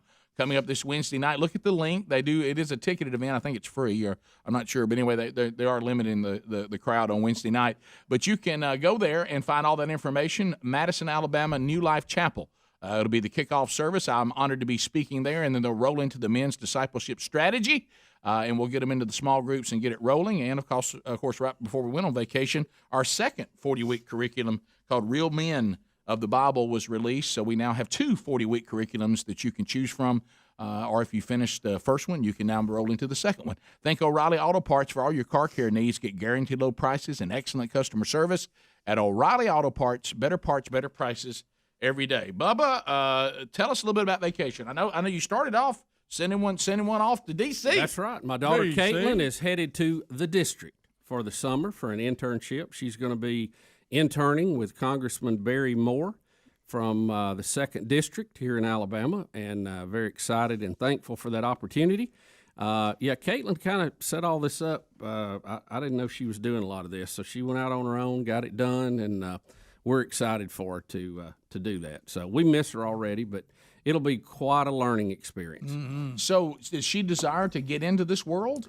She's actually minoring in political science. How about that? So, that's I really didn't think she had that much interest in it, but she's very passionate about her beliefs and her country. Well, so good. As a matter of fact, I think we'd mentioned this and talked about it. I can't remember, but she was in D.C. interviewing for the internship the day before they had the riot at the Capitol. So I was like, wow. That was close. Good time. Hey, stay inside. Stay inside. Right. Stay away from cameras. Don't put a buffalo hat on and go up there and start causing problems. No, Don't put a buffalo hat on. So, I've only been to D.C. one time, and that's the time we went to the White House, which is quite a way to start. All right, Sure. But I hope to get to go back and visit because I've heard great things. I want to go see. There's several museums I'd like to go see, and I don't say that a lot. But I definitely, as somebody that loves monuments and stopping and looking at historical markers, I'm getting that way. I can't believe that you have not been but that one time. Well, I need to go. And you didn't really get to enjoy it. No. I mean, I'd like to go and see it and be able to go to. I want to go to the Bible Museum that David Green has. I want to go to the Space and Rocket Museum that's at Smithsonian, which I'm confused about some of that. I don't really know the whole deal, but I want to go and see some of that. So. Yeah, I got to see a good bit of it. I went up and had, for a dinner or something involving a ministry that it talks about. Really, they take our politicians over to. It's interesting because it's so timely right now. To Israel to work on the relationship between the Israeli government and our government, and kind of want them to be informed about what's really going on over there. So I got to go that day and see like a tour of the Capitol and all that, but I still didn't get to go all over the. Yeah, see, I've never been to the Capitol building. So, really maybe cool. my first tour, Caitlin will get to give. That's what I was saying. Now you got a connection. Yeah, so we're gonna have to go up there, and we may make a trip or two up there. Of course, so that'll be fun. But I'm very proud of her, and she's excited to get started today. And hey, DC, get ready. Well, there's an awful lot going on. We got a Caitlin on the ground. Yeah, Caitlin is there, and maybe she's going to go up there and make change. I hope so. Well, usually where Caitlin is, there's waves. Right. So that, yeah, I don't. She's gonna do fine. I'm not familiar with this congressman that she's going to be working with. I don't know much about. He's first term. Is he? Yeah. Is he a freshman? Yeah. How about the first send off that you have for each of your kids? And it's the first one where you go, okay, I'm at the airport, and then there they go. Mm-hmm. They're Here gone. we go. It's a different feeling. Yeah, it And the is. old ATL, there ain't hardly a thing going on. No, easy to get in and Not out. at all. No, that's an easy in and out there, especially now. It was interesting because when that Scott Dawson's daughter is going to be up there too, and working with Gary Palmer. So they'll. We were talking about. We did the send off for her too. He was telling me about it. And I said, well, maybe they'll see each other. Yeah, I talked to Gary and Senator Tuberville too, and Tommy was like, well, why didn't you apply with us? And I said, she did all this, Tommy. I don't know. First you kick him out of the I group, then know. you don't have him. Right. Gosh, Your Tuberville situation right now is It's sliding down the hill. Isn't it? shaky. But boy, I tell you, it is this whole thing right now with what's going on in Washington is just, I mean, it's unraveling. Our country right now. Our country is in a terrible situation. Yeah. And it is just spiraling. And it was. And we have midterms coming up next year. Was that right? Well, and I heard some people talking about this. We got to correct this employment situation we got. It's got to be corrected. Watching these companies try to operate with about 40%, 30 to 40% of what they need, and saying they can't get people to work. And then I heard somebody talking about saying, and just wait till it starts affecting the trucking business. He says when people are going to lose their minds, he said, because right now if it doesn't affect you, you let it go. He said, let me tell you when I thought this was a profound statement. He said, I'll tell you when Americans will finally realize how bad this is, when they can't get food. He said when you can't get food and the food supply starts. Well, the whole supply chain is screwed up right now, and it was going to be because of the shutdown. But when you're paying people not to work, and some of the states are cutting that out. I don't know if you saw. Our state is one of them. They're going to cut that payment off. It's coming from the feds and go, no, we're not going to keep paying people to stay at home. But I think this was just all part of their socialistic plan anyway. No question. No, this is what socialism is. When you pay people to stay home and not work, that is full-blown socialism. Yep. Top of the hour. Rick and Bubba, Rick and Bubba.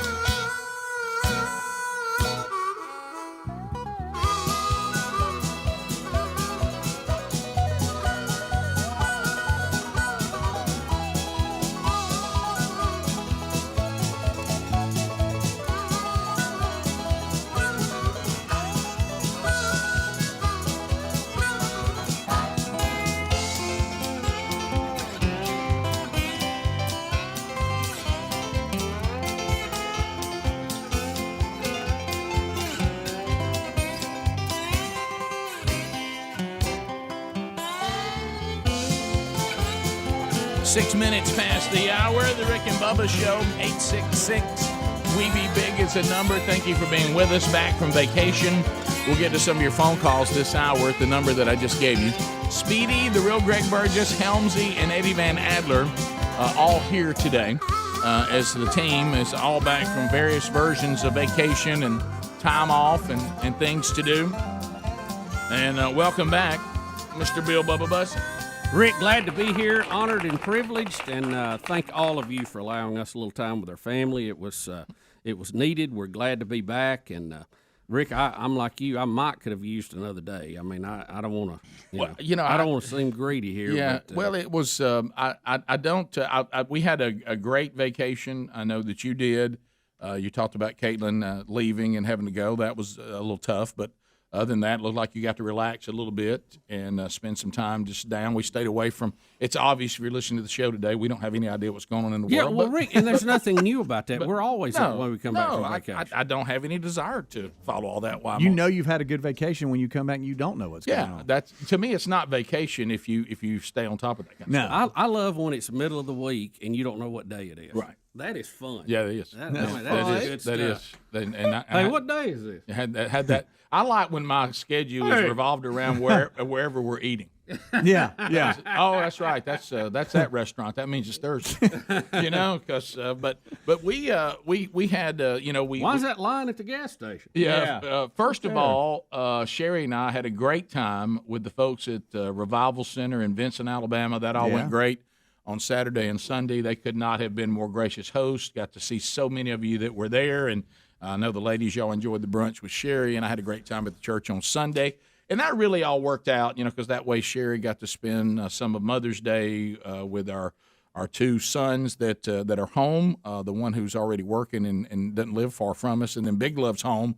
He's doing an internship like Caitlin, but he's doing his here as they both get ready to go into their senior year of college. So those two were home, so it all worked out. Instead of Sherry and I being gone on Saturday and not being home on Mother's Day, she got to have lunch with them. They went to church together while I was speaking down there because Sherry spoke on Saturday, and it all just went great. And then we took off. Sherry and I did on a trip that we've been trying to work because of COVID and Sherry being in taking some classes in school and the way spring breaks and all that got changed.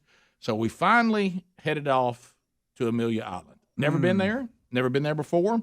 Bubba, a lot of history there. Of course, no shocker there. It was first inhabited by the Spanish. They found it first. Then it went from the Spanish. It wasn't called Amelia Island then. It was called Amelia Island after the British took it over because that was named after King George's daughter, one of his daughters. Really? I thought it might have been named after Mrs. Earhart. No. It's so we had the Spanish got it, the French got it, the British got it, then we got it, then the Confederacy got it, and then we got it back. So basically, it's Six Flags over Jacksonville. It is. Yeah. And it's just about 30 minutes north of Jacksonville. Matter of fact, I saw Tim Tebow there working out on the beach. I've never. Jacksonville's a hot spot for football right now. And it's a barrier island. We got into this a little bit. Sherry started saying it's not a real island. And I said, well, it's a barrier island. You can say that over here is a bunch, cut off by a river. Right? Yeah. There's fresh water, and then you got the Atlantic over here, and you got a bay up here, and all that. But it's a very, very interesting place. And we had some friends that kept saying, look, if you want to try something different, do this. Now, look, let me be clear. I love the Gulf Coast, and I don't think that you can go anywhere, including Amelia Island. Okay, to find more beautiful beaches. You just don't. I mean, there may be Caribbean islands somewhere that have beaches that are just as beautiful. Easy now. But as far as the continental, as far as the United States of America, you're not going to beat the Gulf Coast as far as the beauty of a beach. Now, when you go inland, there's a lot to be desired. And that's what I like about places like this, where the beach is not. When I say it's not as beautiful, it's not that powdery white sand. As a matter of fact, I mean sugary sand. Yeah, matter of fact, I'll send Adler some pictures. We'll look at the beach. What I did like about the beach, though, is it was flat and hard, so you can walk on it so much easier. Also, I will tell you this: I do have my list of things that I'll add to paddle boats, things that look fun but aren't.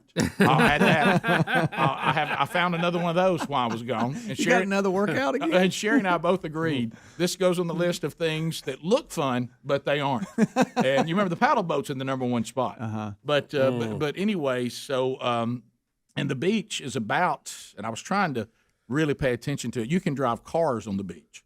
Oh, there's areas where cars come out on it if you want to. Funny. It's about 30 yards wide, 20 to 30 yards. Very similar to Cape San Blas, sounds like. Yeah, it may be, and very flat. You can take cars. It's very flat, and it's hard. Which for my ankle and feet and all that, it really was much easier to walk on. Now Cape still has that sugary sand, But when you go, and this does to a degree, but it's all the way up near the dunes, and then the part. Of course, now keep in mind, this is the Atlantic Ocean. I got you. Right. So, this baby rages. So, I mean, it comes on Them in. waves been coming a while, and the tide goes all the way up.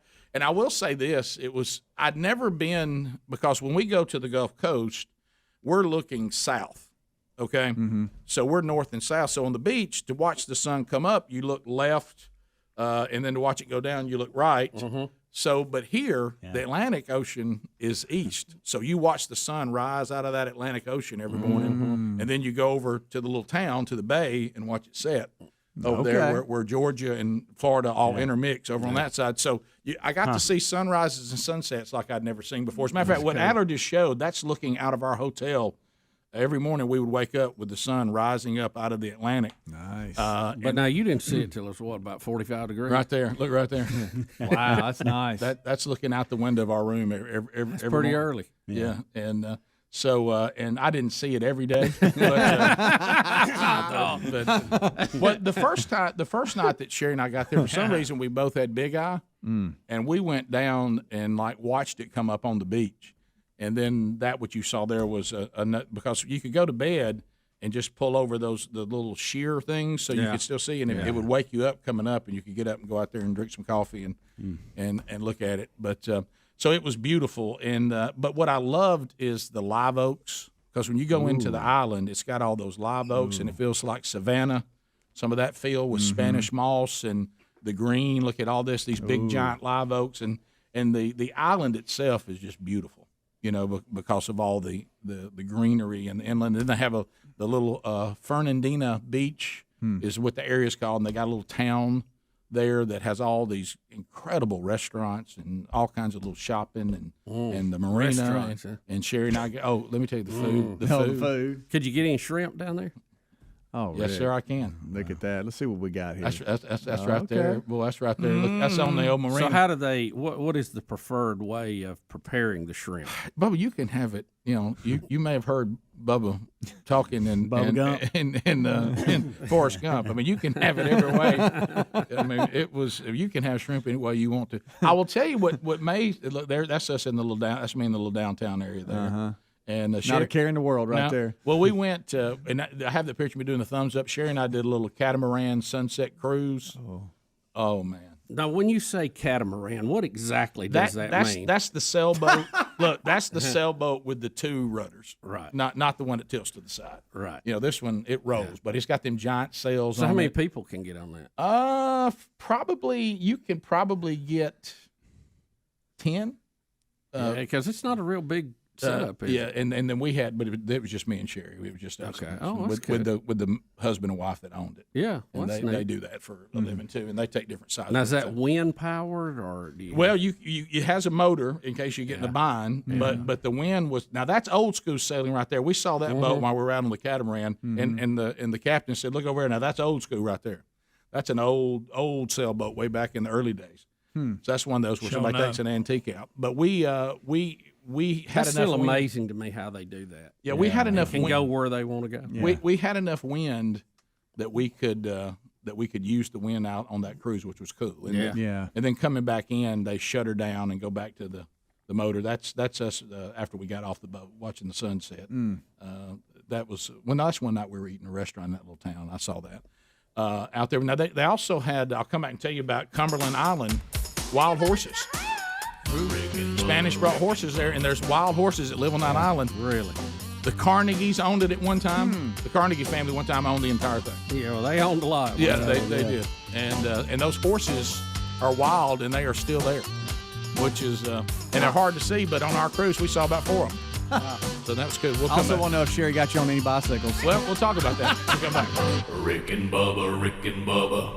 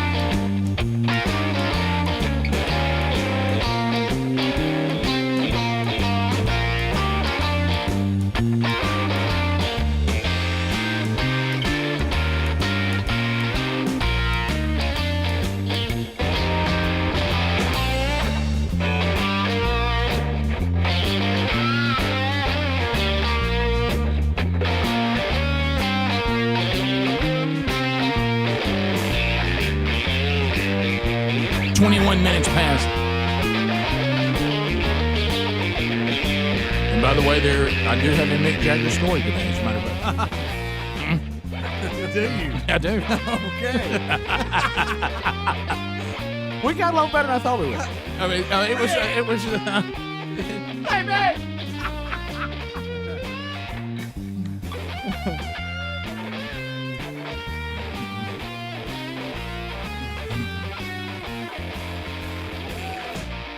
So as we make our way back, we're playing this because there is, and I know some of you that are more familiar with Amelia Island than I am, because Sherry and I were rookies, so some of this we may not get right. I'm trying to remember it as best as I can. God forbid I write something down. But anyway, so somebody say this. And wild horses couldn't drag me away. Somebody say wild horses. And wild horses. So anyway, we got on this sailboat for a little evening sunset cruise, and they kept telling us that Cumberland Island, we left Florida, went to Georgia, came back just out there on the waterways, and they said, well, we'll look, but sometimes there's wild horses on this island, and it's rare that you see them because it's, I think, island's like 17 miles, something like that. So they got a lot of room. But we were very fortunate. We looked, and not only did we see some, look right here. We didn't just see a couple. Over here, you can't really tell. To the left, that's actually a mama and a colt that is over there, but you can't really tell from that picture. But I'm shooting that from the sailboat as we go by. But these two right here, you can see pretty good. Yeah. So those are wild horses there on the island. How about this says there's about 150 feral horses out there. Yeah. So that's left amazing. over from the Spanish days. Yep. No doubt. How about that? 500 years ago. Yeah. How about that? Goodness gracious. So also, Love it. and if you have the boat of the shrimp boat, because they do it, they're shrimping everywhere, and so guess what's drawn to shrimp boats? Birds. Yeah. How about this? I look out there, and it was like Alfred Hitchcock. There's so many birds all over this shrimp boat, and then to get them off of them, they take I guess the throwaway shrimp they don't think make the cut, and they throw them back out in the water, and those birds start hitting that water, and look as they're trying to leave them, and they're all scattered behind them trying to pick up any kind of shrimp they can get. We saw dolphins every day. There were dolphins everywhere. One time on the catamaran, I could hear them getting air going by, just coming up, getting air and going back under, and getting a quick breath. Oh yeah. So it was beautiful. They're really smart. They're very smart. Of course, they're still a fish. Yeah. Right. Here we go. I ain't gonna get into that. So you're right. So everybody has already emailed me, and they're asking, since I was on a romantic getaway with Sherry, how was the bike riding experience? I've had some. Greg, you've experienced it when Sherry. We're gonna ride bikes. Now you can just count on that. Now the hotel where we were staying provided 2 bikes for you come down and you could get them when you wanted them. And now were they well maintained? Not really. Hey, not really. Yeah, it was. They'll rental programs sometimes. Maintenance. So I will tell you this. I was very pleased with the bike trail. It was flat because we're on an island, and look, it had trees of shade. Yeah. Okay. Yeah. Only one time did it get a little out of hand. We had this going perfect. And then she saw some trail that could take you all the way up to the little town, which is about 7 miles. Okay, and I think it was 5.5 up and 5.5 back. But then on one part, like I said, and I said, honey, I don't think this tree line trail is going to go all the way to Looks nice now. Fernandina, whatever. Well, we ended up, of course, being out on the highway at one point. What? And that got ugly. And I had to scream a couple times. We're on vacation, and this is not very romantic. Oh, no. We're dodging cars. Yeah, honey. and so we didn't do that again. Did you, at any point when you were interacting with bicycle people, either at the hotel or out on the ride, did you mention Chief Ladiga to anybody? No. Or Cheehaw Challenge? No. I got to know. I screamed one time, "This is too dangerous even for Chief Lagaga." No. You know what one of the locals called it? She said, because I said, look, we were off the trail now. Now we're out here on the road. We're trying to get to Fernandina. We are already in Fernandina Beach. I said, no, not the area, that little town thing where they have all the girly shops and this kind of stuff and restaurants, and just about every restaurant we ate in was there. And she goes, "Oh, you don't want to get on Fletcher?" And I said, "Well, you never want to hear that from I said, what's about? No, you need to avoid Fletcher." And of course, Sherry thinks they don't know what they're talking about, and I'm like, "Sherry, they live here. Yeah. This is they live. They're island people. What do you mean they don't know what they're talking about?" Well, they're trying to send us some crazy. I said, and she goes, "I'm just telling you, get on Fletcher. It's a death trap." No, Death Wish. That was it. Death Wish. You don't have one. Fletcher's a Death Wish. And so I look and I see the sign, and Sherry's like, "No, let's go this way." I said, "I just saw Fletcher." I said, "Death Wish." I said, "The quote that was used was Death Wish. We have decided to have a Death Wish." And you know what? Tell me if I'm wrong about this. Didn't I always learn you're supposed to be facing the traffic so you can see them? Yes. They need to be behind you. No, Not on a bike. Yeah. You walk facing traffic. If you're riding, you go with traffic. Correct. Can I tell you why? Correct. Can I tell you why that's a bad design? Whoever came up with that. You don't see who's about to hit you. I don't see the person texting that's about to kill me. Right. Yes. Why am I not riding this? It's just the same thing should apply, because I know why we're doing it on walking. Why? So people don't hit you from behind. Mm-hmm. Why do we want to be hit from behind on a bicycle?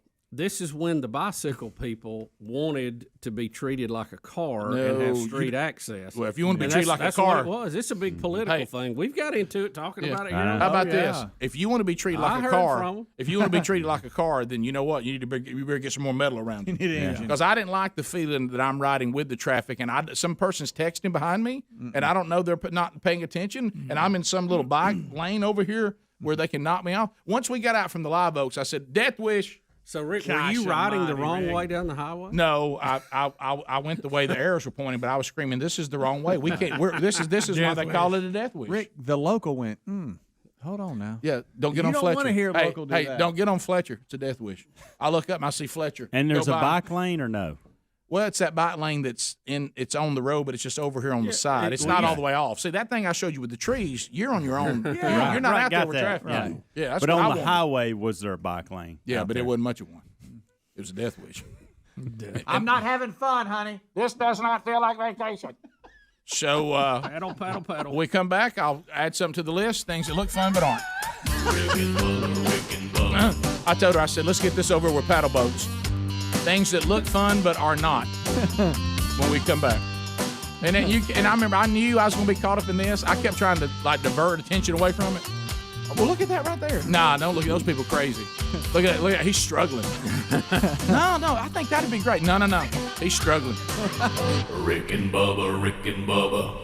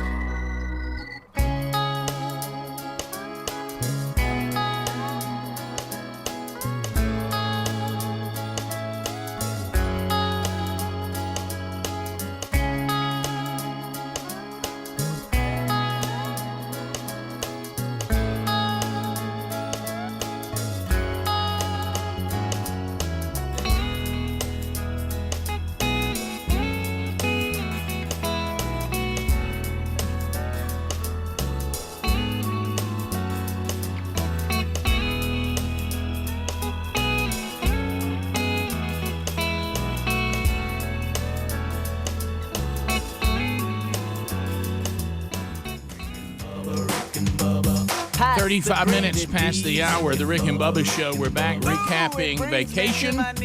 We'll be chatting with you coming up next segment at 866-WE-BE-BIG.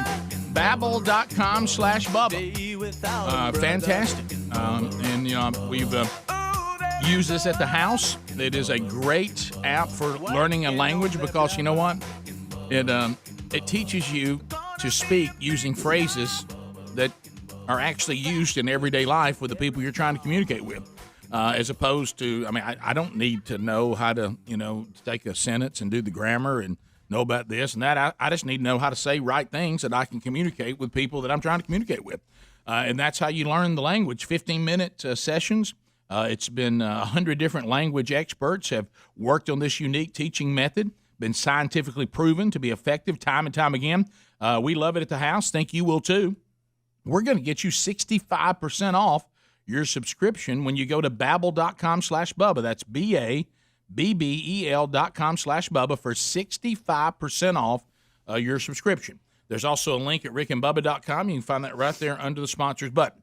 So recapping now, I will tell you that I'm operating under duress today.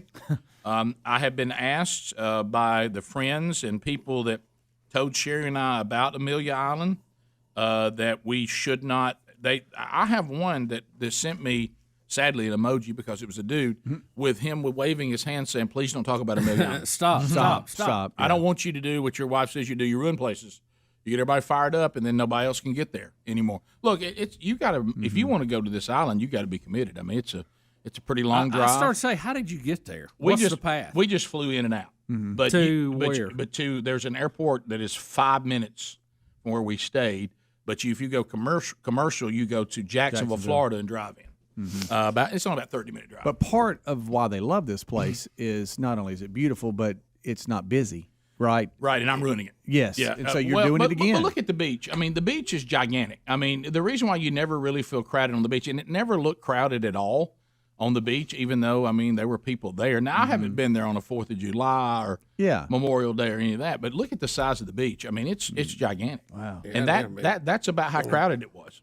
That's like a private beach. You get lost out there. Yeah, and that's a big one. Point me back. Yeah, and look, there's the car. That's a big one. That's where the cars could drive on it. All right, they're racing today. No, that's my idea of getting to the beach, driving down there instead of lugging all that stuff like a packed mule. Well, the people that went to that's the public beach right there, and they would just drive the stuff right out there instead of like their tailgate. Oh, good night. But then I saw Adler. That's what it was like before you mentioned it. I saw Adler at 70. This guy goes. This guy goes by on this thing. Look at that. Now that's the way to get up down the beach. Now, Adler? What do you call that? Yeah, Adler. What is this thing? I've seen those. I haven't. That looks like that's the one wheel. Well, so that's very creative. It looks name like for that thing that they make you get on when you're rehabbing your knee to learn your balance. No, you're right. It really does. So Adler, is he driving that like the pressure with his feet on the front? How's it? It's like a Segway mixed with a skateboard. But you just lean. You lean forward, it goes forward. You lean back, it goes back. So is that powered?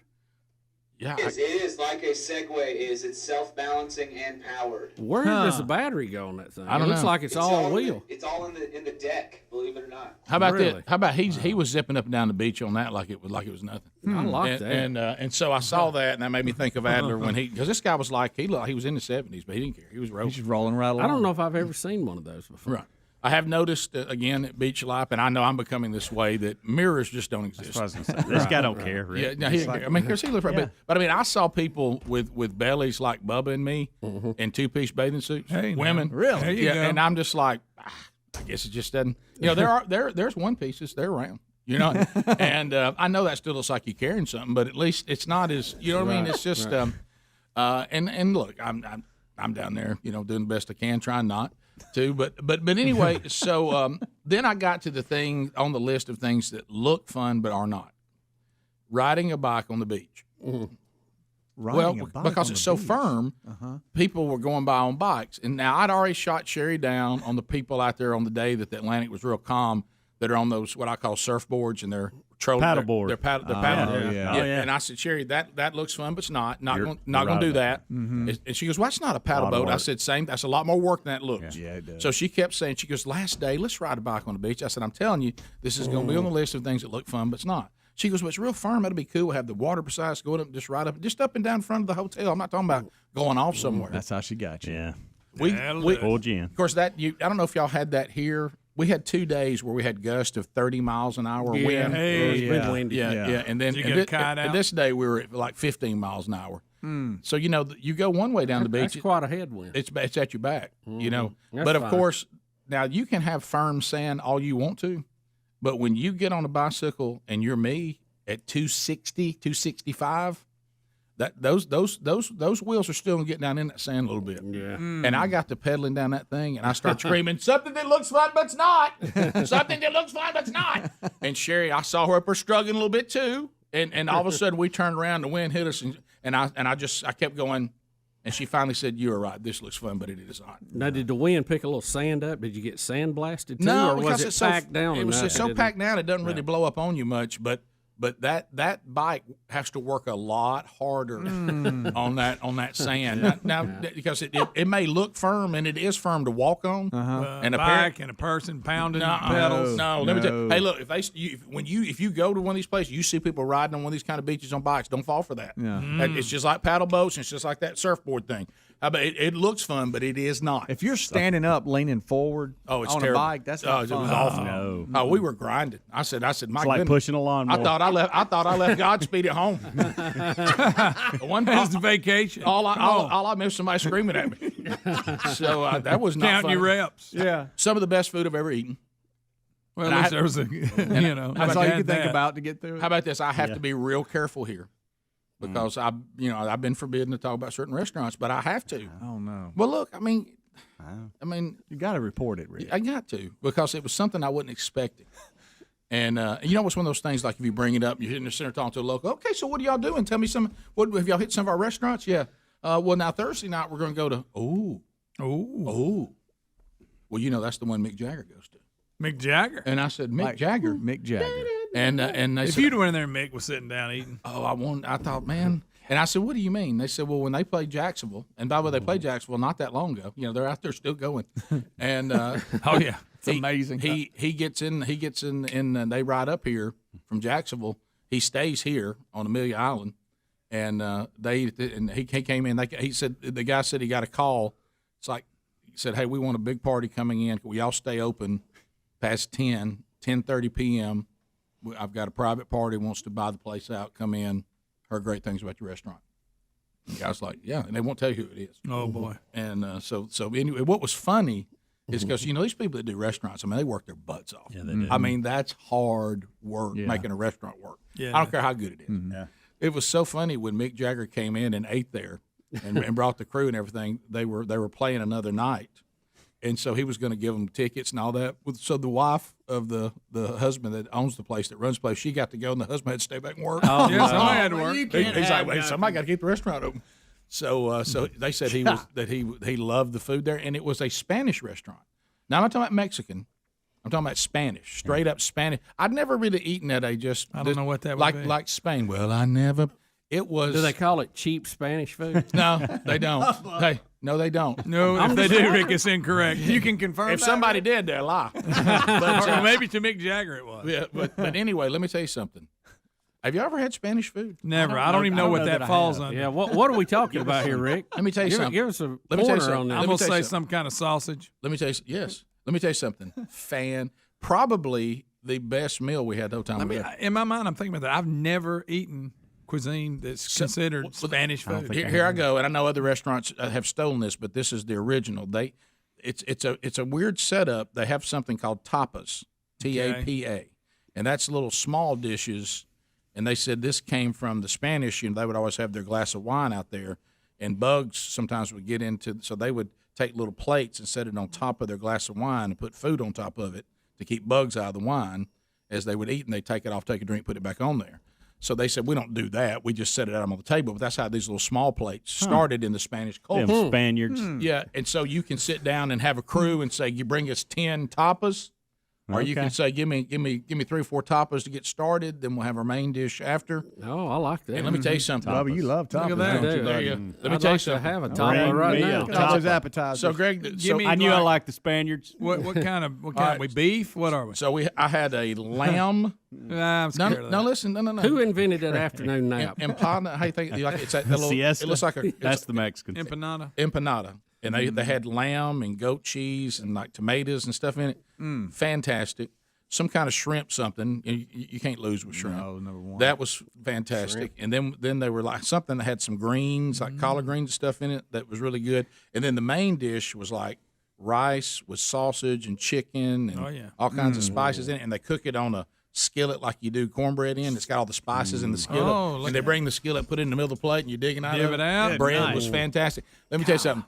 I'd never eaten at a Spanish restaurant. That was the best food I had the entire time. I'm starving. And I mean, it was. I mean, all the food was good. I didn't have a bad meal. Right. But I mean, Make you want to run with the bulls? let me tell you. I mean, I was. Of course, I was asked to stop singing Three Dog Night. Well, I've never eaten Spain, but I kind of like the tapa. Say the sausage is so good, and I like that roasted chicken. I mean, it was. So I was asked. I would like I got the. Will this be the entire meal? So anyway, great time. It was. Well, fantastic. you've ruined it for Thank you, everybody Spaniard. Yeah, it was phenomenal. Great service, great food, great people, beautiful island. Just fantastic time. Much needed. We'll take your phone calls next at 866-WE-BE-BIG. Rick and Bubba, Rick and Bubba.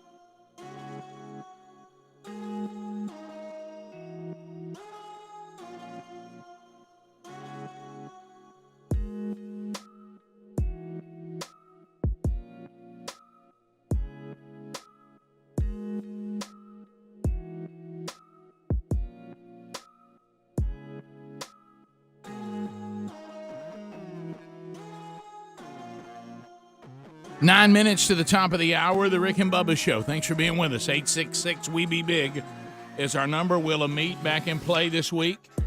But right now we phone troll. Haven't talked to you guys in a week, and we look forward to chatting with you now. And lines are available. Let's go. Let's go.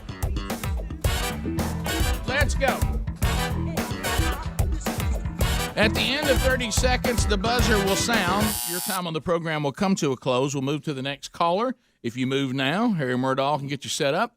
Let's go to Jonathan out of Gadsden, Alabama, where it all began 27 years ago, listening to us on Z93. Trolling. Keep them phones a trolling. Here we come, phone trolling, phone troll. Jonathan, 30 seconds, go. Hey, guys, this is Jonathan Wilburn. I just wanted to call in and say hi to you guys and tell you how much I appreciate all you're doing. And we had you up here at U3B not too long ago. Singer. And Rick, I'll just be honest with you, Rick. In what I do, I've sing gospel music all over the country. I've heard a lot of preachers and speakers in my lifetime. And I just want to be honest with you, man, this man church thing and the way you inspired our guys, I just wanted to say thanks. Well, thank you, buddy. That's awesome. Yeah, good to hear from you. Yeah, it's good to hear from you, too. That was we've had a bunch of those like that. That was a great one, a catalyst, getting great feedback on how the strategy's working all over the country. Our second curriculum just came out right before vacation. So, Jonathan, thanks. It was an honor to be with you guys, and we're excited about where it is and more excited about where it's going. Sherry's out of Birmingham, 104.7 WZZK. Go. Hey, this is Sherry, and I'm calling to tell you that what you were eating was paella, the national dish of Spain, a big platter with all this food in it. Usually they go out in the park and eat it, cook it over a fire. Well, and tapas are usually eaten at about mid-morning because they get up and have a light breakfast, and then they go eat those tapas. Well, let me tell you, lunch is about 2. It was phenomenal food, and you're right. That's what the main. You could get different types of the word you said. Did she say paella? It's Paella, like paella. Paella. Yeah. Paella. Okay. And that's kind of your main dishes, and you can get different. Glad you said that because I was trying to figure out what she said too. But I know what she's talking about. That's what we had. Out of the skillet. It was good too. Let's go to Bruce in Nashville, the Music City, checking in. Bruce, 30 seconds, go. Well, Rick, I'm doing what a lot of people apparently are doing now, and that's I Googled Amelia Island. The only problem is couldn't get through. You broke the internet. There we go again. This is my Port St. Joe all over. Places to go. Yeah. I want to go on different trips, new places. Well, I marked that one off the list, so appreciate it, buddy. Thanks. Yeah. Again, Rick. Yeah, just these places where people go and it's not all that crowded. Helmsley's already ruined Port St. Joe. Mm-hmm. This show will ruin a place. It will. I was told by some people, we want you to come back and I want you to tell your audience you didn't like Amelia Island. I want you to tell them it was no fun. Stay away. I tried to say, Food was that terrible. I still think the Gulf Coast has the more beautiful beach, but that apparently once I got on the restaurants, it got out of hand. Yeah. Let's go to Carol out of Mississippi. Carol, 30 seconds. Go. Carol. Hey, good morning, Bubba. Hey. Hey, is Bucky the Beaver married? What's her name, and what would she sound like? Oh, my God. What kind of... Good night. That's too much for the day back from vacation. Yeah. Let's go to Greg in Columbus. Did we do a bit on that one time? Not about a wife, did we? Because Beaver's wife? What do they call the little beavers? They have a name for them. Yeah, they're like puppies or pups. Aren't Yeah, they? it's got a weird. It's not like baby beavers. Yeah, they call them something else. Y'all want me to go? But you think it would be called baby beavers, but it's not. It's not. Still talking. No, you're right. It's not. Now I want to know. I am too. I'm Googling baby I think it's beavers. pups. Greg in Columbus, Mississippi, 96.1. Go ahead. Hey, good morning, guys. Hey, gas hauling over the last week. About my 140th hour in the last 9 days, but I'm glad you guys got a vacation. Well, I'm telling you, you didn't get one. It was when I heard people talking about the gas shortage. I mean, people were losing their mind. Wait a minute, you shouldn't have been working because there wasn't any to carry.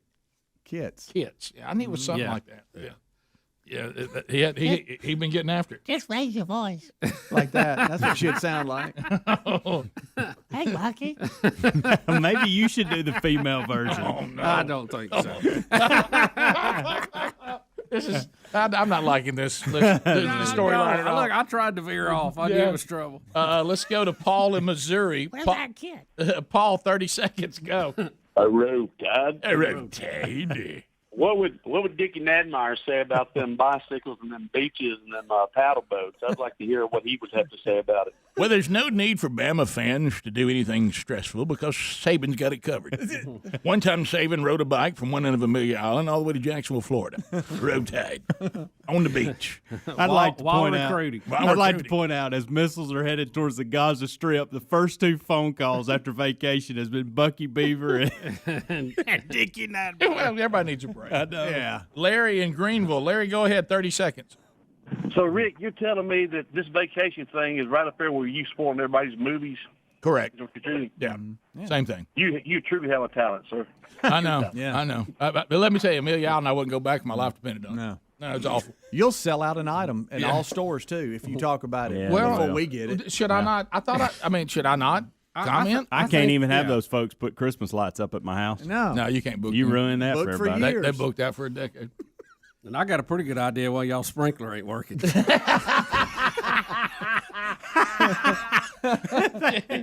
been waiting on you to work it in. Jeff and Boaz. Jeff, go ahead. Hey, Rick, what's players' take on the Alabama softball this weekend? It's about to call in softball this weekend. Roll Tide. SEC champions. Thought about it. The Tide, Lady Tide. Crimson.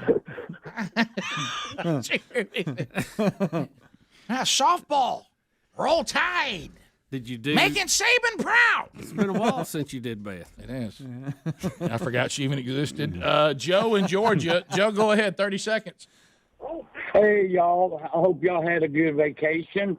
Hey, you're talking about the horses up in Virginia. There's Chincoteague Island. And certain times of the year, you can see all these horses crossing from the island onto the mainland. It's a sight to see. I bet y'all have a good week. Good to hear y'all. Thank you. Thank you very much. Jill in Kentucky. Jill, 30 seconds. Go. Hi, I just wanted to say I ordered the flowers for my mother for Mother's Day, the roses, 2 dozen, and she was absolutely thrilled. They got there on time. They were beautiful, and they're still blooming. Great. So thanks so much. I appreciate it. Thank you very much. I'm glad to hear that, Jill. Glad Mama got her flowers on time. Hope all the mamas had a good Mother's Day. Top of the hour. If you're leaving us, we're back. We'll be back again tomorrow, Lord willing. If you got more Rick and Bubba today, live or archived, we'll do a top of the hour broadcast for you, a little break, and we'll be right back. More of the Rick and Bubba show continues right after this. Rick and Bubba, Rick and Bubba.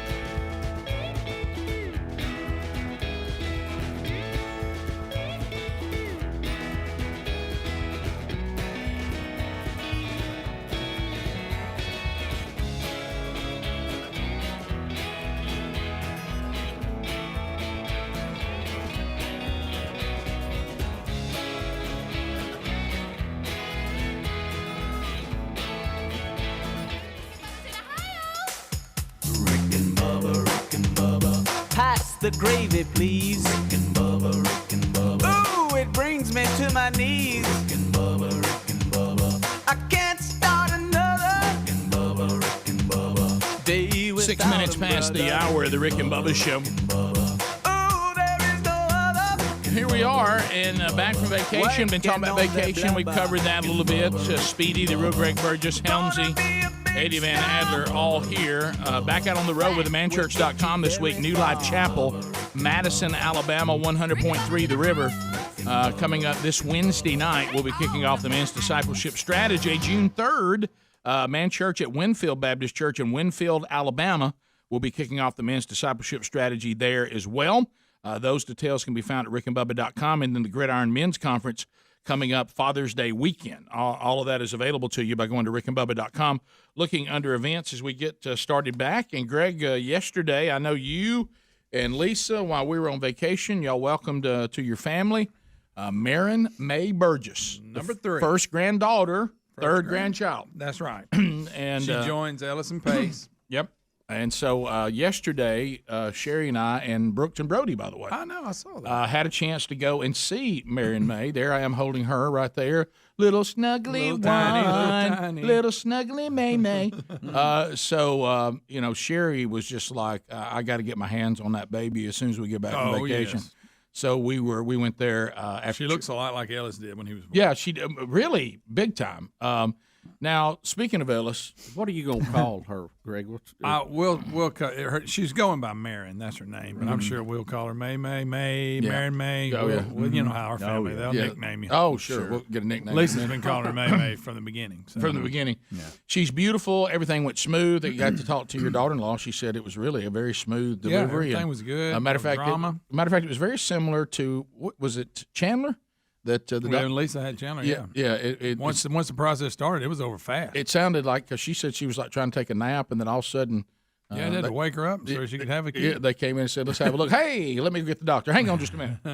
So anyway, so she got her leopard clothes on. You know, Lisa loves leopard. Oh yeah, Lisa bought her that. How about the Sherry found her something on vacation?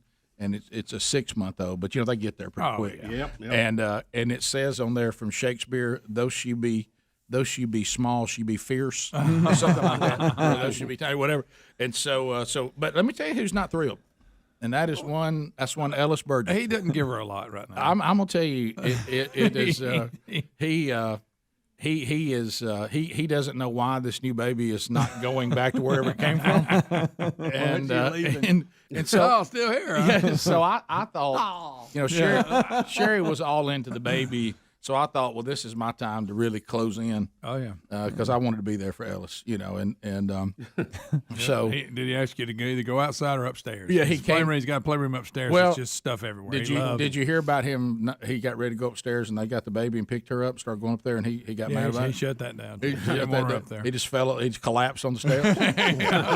so anyway, she's got to get where she can interact with him a little more. Then he'll be better. Well, I've you never know what they're going to be into. For some reason, yesterday he was into this crane.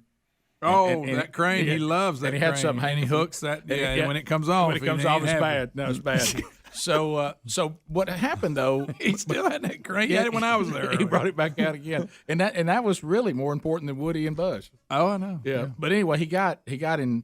So he locked in on Brody, which they cut me off a little bit, and so he and Brody got to going, and so. Sold you out. So he got to cutting up a little bit, and he got a little bit of trouble from his daddy, and so Brody went to try to protect him from getting in trouble again, but it went backwards, and he bonked his head on something. So he got upset. So then that was my time to move in. Oh, you took advantage and bump Brody out, and you made Brody feel bad. Well, I did, and let me tell you this: it worked so well.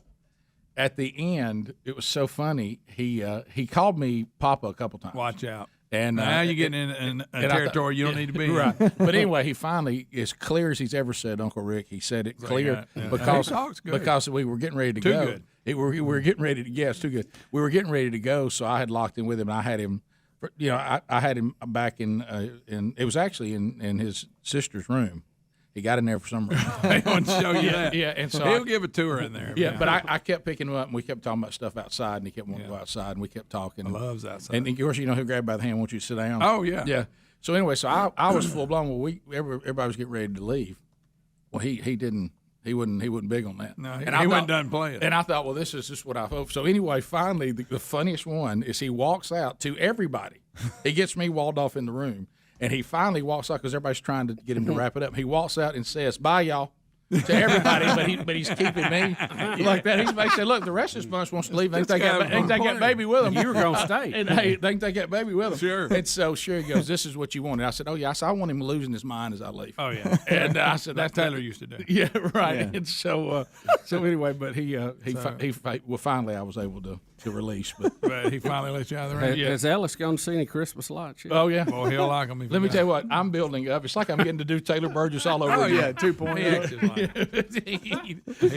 What was funny is when he came out from his nap, and I think every time he resets, he thinks the baby's going to be gone. Right. Still here. And Still here. And There's that baby. He came in there and saw it again, just put his head down on the couch like, what? And then he keeps thinking that all babies are Pace, which is Chandler's little boy. Yeah, because that was kind of the first baby he had to deal with. Right. Yeah. They even tried to take a picture of all of them laying there across the way. The two babies laying there, and he's got Woody up there. He didn't want anything to do with that. By the way, let's keep up with Woody's hat now. Oh, you don't like when Woody don't have his hat. You gotta have his hat on. And you'll find it in some of the oddest places. I know. Taylor said right now, he said we have no idea where the hat is. Oh, but we no. did find it. So we Taylor, who's 30, by the way. Yeah, How he about turned that? 30 during the holiday. I know, isn't that weird? And y'all called him when he was 5. So hey, been on there a while, guys. Good night. So this is all a little weird, but but now, Greg, you've got the I know what this is under right here. He hates when I do this too, by the way, and I do it to Taylor. Oh, well, shut up. I do. And by the way, Taylor's had enough of us playing him back as a kid. Because he's done with that. Rick. Because anyway, especially in the business he's in now. And he's been when you're coaching defensive line, got a couple state championships, you don't really like. Well, let me tell you plus fellow coaches are like us. Oh, They yeah. love to wear Hey, you out. Coach Bubba, shut up. Come here. Well, no, Greg, I noticed it because Taylor gets that look on his face. He was over there, and so Ellis got I got him loud. I got him. At one time, you tend to do that. At one time, all we were doing was going and how about this? I went monster on him, and I got too scary. And he stopped. He went, Uncle Rick. He was kind of like, come back. Do that. Yeah. He goes, come back. Come back. That's a little much. Yeah. It's so anyway. So I was talking about how loud he was, and I said, I'll tell you that right there. I was pointing at Taylor. I said his veins were always completely. Oh, yeah. I said that's the loudest kid like that. Look, and Taylor's like, yeah, I know. I mean, it's like for some reason he don't want anything to do with any of it. He don't want to talk about it, and it was hilarious. Yeah, but it was good to see everybody. Because we were on vacation and I finally Sherry's like, we got a baby yet? And I said, well, I'm gonna text Taylor, and he was like, hey, she's just born. Yeah, it was awesome. It was like I said, 3. I told the kids keep them coming. This granddad thing's really good. Well, Greg, I mean, you went from 0 to 3 in a hurry. How about that? I mean, quick. I'm telling you. Greg, you got to be careful. And tell them it's not a competition. Of course, I believe Taylor and them claim they're out, so it's up to Chandler from this point on. So they claim they're out. That was, yeah. They seem serious about Hey, it. I claimed I was out. That's too. a good point. Yeah, that's a good point. I had to make sure I was out. Mm-hmm. Yeah. Well, but see right there, she looks a lot like Ellis did when he was a baby. Mm-hmm. But there's something uniquely female about her, though. She's got just a little bit of little girly look. Yeah. But no, it's like I said, everything went good. And, it did. And we had Ellis with us while that was going on. How long did y'all have Ellis? 3 days. Greg? Funny. Tired Greg. Oh, we had a ball. How'd it go? He sleeps good. That's the thing about him. He's a good sleeper. Mm-hmm. He'll put himself to bed sometimes. You know what he said when he got her from Snap yesterday? With hair sticking up on his head. What's going on? Yeah, he'll say things. He told me. He got it. He said, what's going on? Yesterday. Has she left yet? He would look at me. He'd get inside this tent he's got upstairs in his playroom. It's got a mesh on it. He'd go, high five, Papa. And I put my hand, hit a high five. All of a sudden he went, pound it. I said, where did you get that? He said, pound it. Pound it, and he gave me the bed. Tell you one thing though, with that age, if you get something going, it's forever. Yeah, they are. You ought to say not as Now get you a look in the middle there at Pace Jones. So, help me get these two. And his shirt says Cousin Crew. Yeah, that's right. That's good. That's so good. There they all are, right there. Wow. And Woody's in it. Stacking them up. Well, Without his hat. With no hat. No hat. With No hat to be found. Well, No for hat some to reason do. doesn't have any pants on. You never know. He's a character, by the way. Oh, yes. Yes, he is. Well, he gets it honest. I know. He does. Hey, In case y'all wondering. we have a good time. Can you imagine what these kids are going to be like with all the people that are in their lives? We'll be right back. More Rick and Bubba next. Rick and Bubba, Rick and Bubba.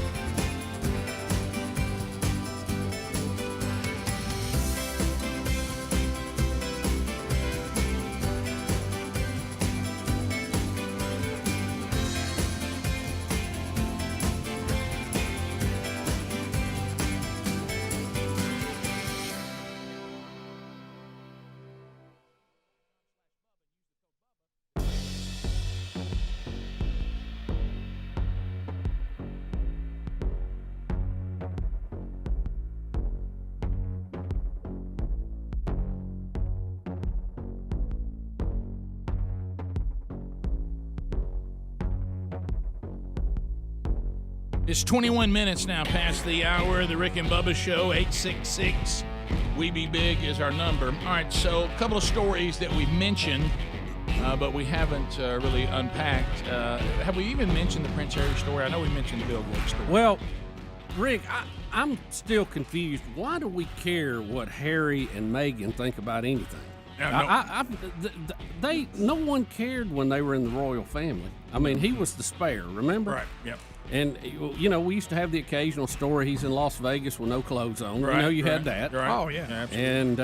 And now, I mean. Learned that from Prince Philip. Right. Yeah, I mean, now it's like every week we've got a Harry or Meghan story about something. Yeah. And I'm like you, I didn't know anything about it. I come in, and apparently he was on Dak Shepard's podcast called Armchair Expert, and he made a comment about America's First Amendment in the Constitution, which is one of our founding principles, and he said it was bonkers, and it has prompted backlash after the comments were highlighted in a gossip column on Saturday. Apparently, Dak Shepard's podcast is not as well circulated as some might have thought. He's a pretty funny guy, though. Yeah, I don't know him. Who is he? Oh, you've seen him in comedies before. Now, he's a quarterback for the Cowboys, right? I'm sorry, no, that's a different. That's a different. He's one of those guys you'd know him if you saw him. Right, I got you. Right there he is, Rick. Oh, yeah, okay. Oh, yeah. He's been in a lot of things. Sure. He's usually confused. He is funny. He actually started out in what's his name? Punked. You remember the Punked series where they go? He was one of the actors. I forgot all about that.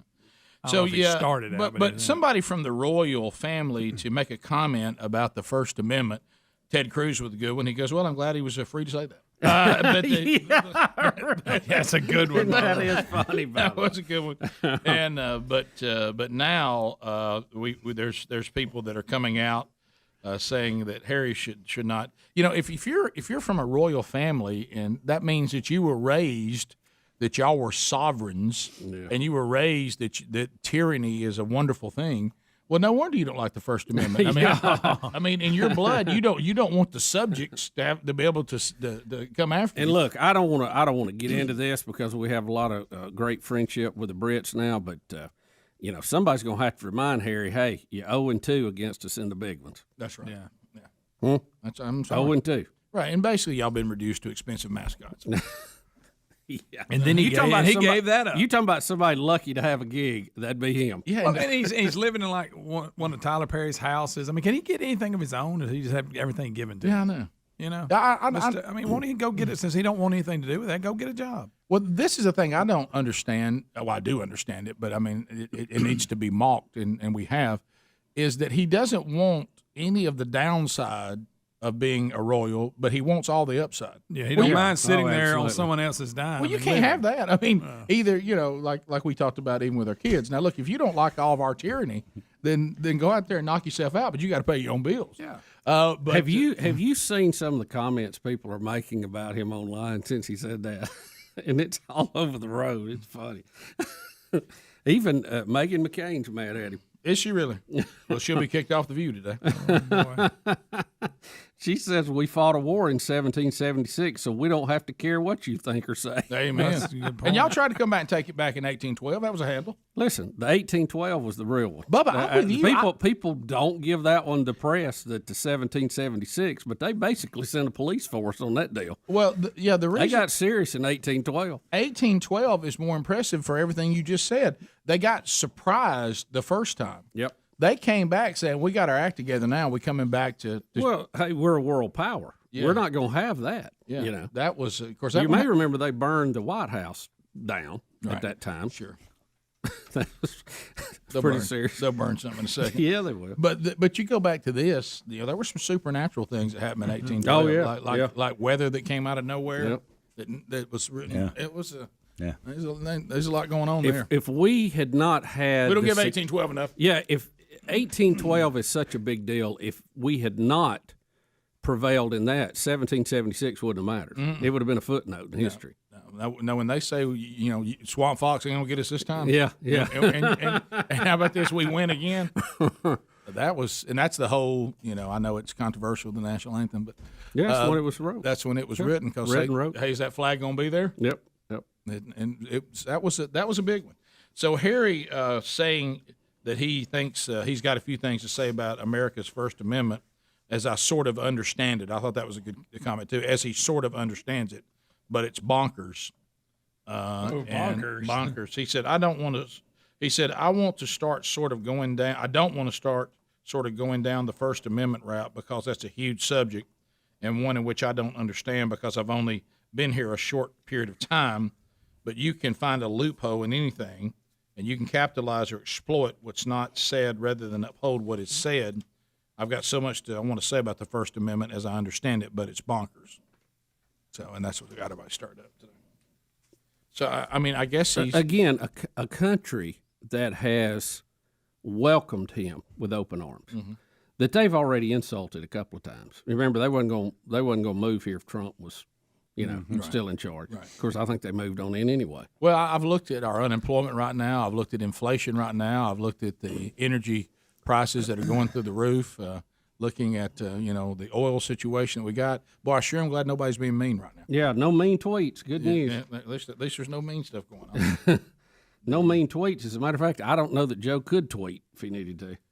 Look, there was a story while we were gone. Speaking of Joe Biden, I mean, this is from the New York Times. It was not, Hannity reports or anything like that. It was from the New York Times, or Tucker Carlson, is talking about it, and they were saying that he is having these, which is part of the process of some of the things. It looks like he has the symptoms that would identify that he's having, like fits of rage, and you saw that even when he was running a few times against staff members, and that he's hard to control, and he's been a big that he's struggling, and I was told. Well, are you shocked?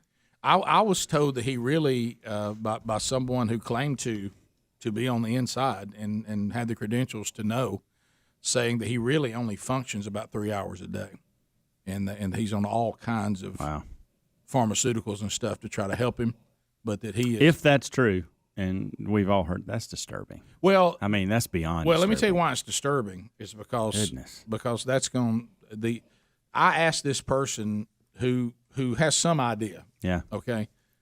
Do you think he can serve out the 4? And he said, no way. No Rick, way. he was older the day he went in than Ronald Reagan when he left. Right. And Reagan was definitely showing signs of things were getting tough. I don't know if y'all know what that means. That means President Kamala Harris. It does, Rick. Well, they've got a handle on everything. I think they've done a great job managing since January. You know, the sad thing, Bubba, they actually think they're doing a good job. Well, this is the America they want. I don't know what barometer they're looking at. I know, but they do. Like, ask them. They'll tell you. Glance up at the scoreboard. Yeah. Team Biden's rocking it, according to them. They're killing it. Yeah, I used to say to my mama, too, I think I did pretty good on that test. Rick and Bubba, Rick and Bubba.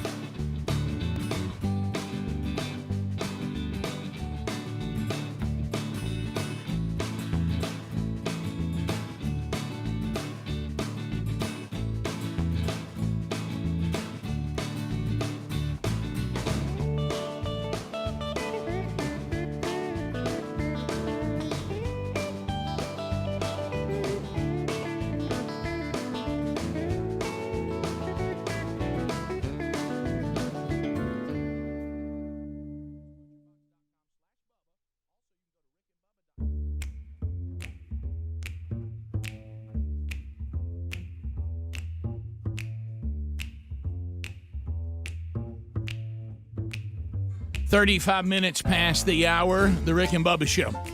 Thanks for being with us, back from vacation, refreshed and ready. I do want to remind you about what's going on at Ancestry.com/Bubba. Ancestry.com/Bubba. Just spending time this past week hearing so much history. Do you know the history of your family? Sherry and I even got in a conversation about the history of our families and stuff this past weekend. You could find out quite a bit by getting the DNA kit from Ancestry.com, and they have access to, billions of records, and they connect you to your family. They have the common thread that connects your family even more closely is all the different places, learning where your family's from, where they've been, where they've traveled. Some of the ones they have in their records, you can see the actual signature on military records as they signed up to fight for the country. Some of the stuff's just incredible. And you can find it out now by going to Ancestry.com/Bubba. That's Ancestry.com/Bubba to see the stories of what really is your past. It's your family.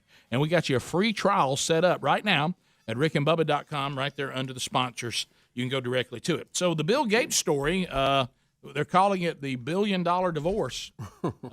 Bill Gates and his wife, their marriage sadly has not survived. And boy, now we're getting all kinds of stories out on this, Rick. And two, I was just thinking about Bezos too, because he was very high profile divorce a while back. Money cannot buy you happiness because they got all you need. All you need. Yep. There's a story in the Daily Mail today that says Jeffrey Epstein gave Bill Gates advice on how to end his toxic marriage with Melinda during several meetings that he had at his New York City home, according to their report. Advice. Yeah, well, the advice is pretty simple, Greg. Just come to the island a few times and she'll get out of there. That's a good point. Yeah. So Bill Gates left the Microsoft board in 2000. And we thought it was because he was wanting to go and dig toilets for third world countries and play with vaccines and all that. But apparently he was booted out. They're saying now because he had an affair with a female staffer. Now, this is another report in dailymail.com. Don't know.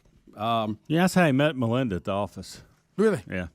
There is another story today, same source. Bill Gates asked out 2 staff members at Microsoft and his foundation while still married to Melinda.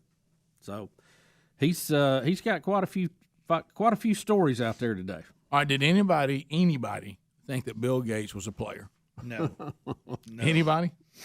Nothing surprises me anymore. But you got that kind of money, man.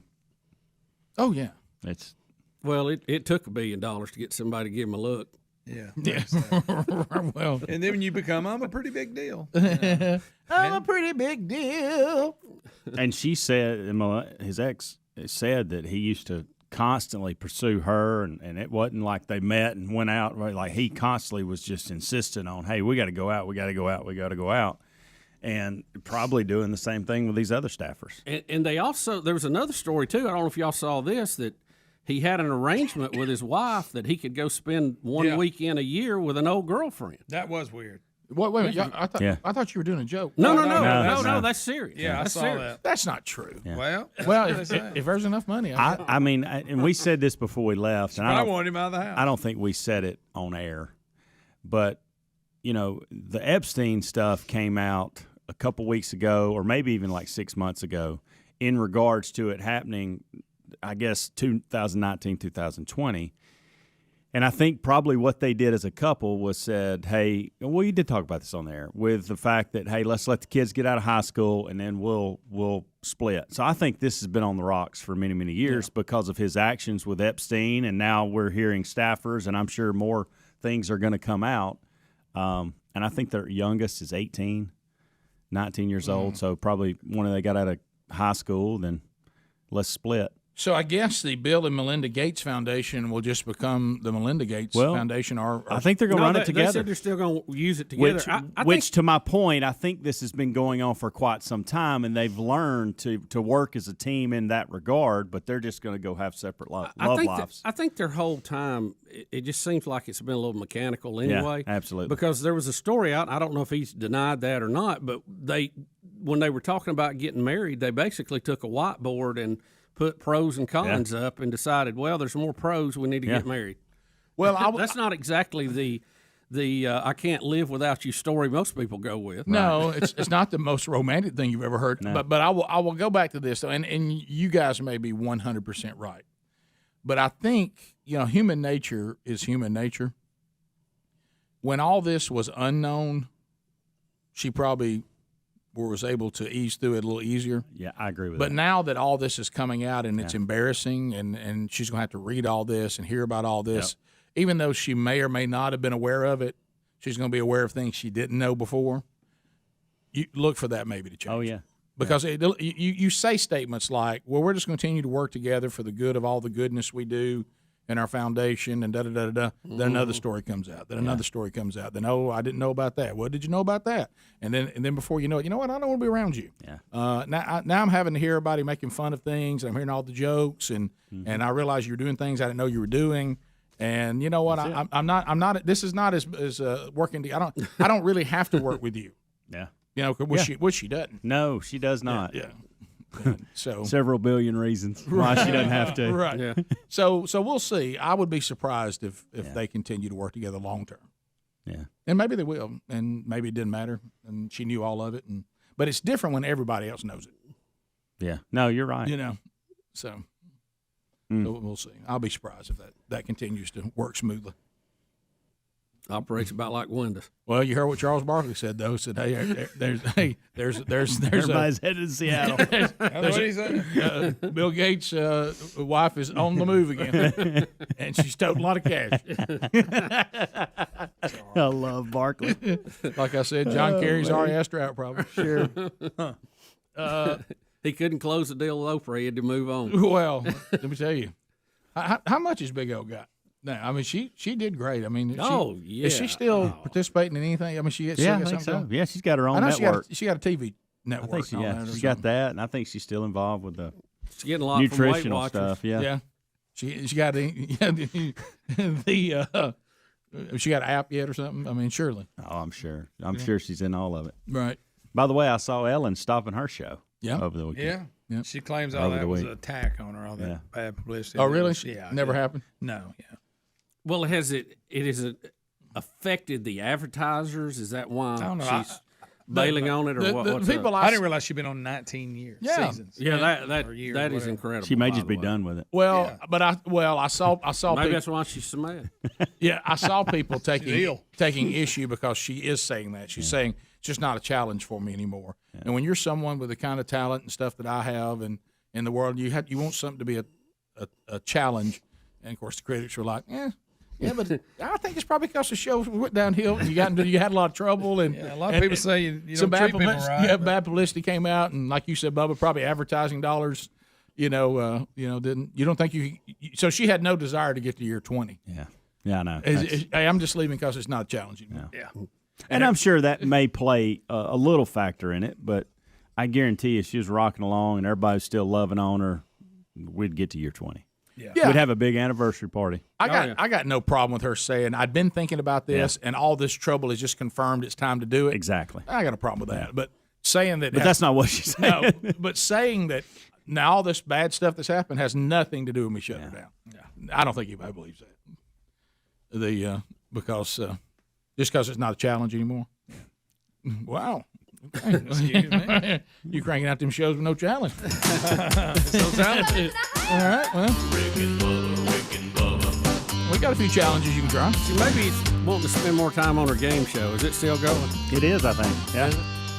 The primetime game show thing's kind of come back a little bit. You pay attention to it? I don't really like it. Yeah. Phone calls are next. 866-WE-BE-BIG. Lines are available. We'll talk to you when we come back. Rick and Bubba, Rick and Bubba.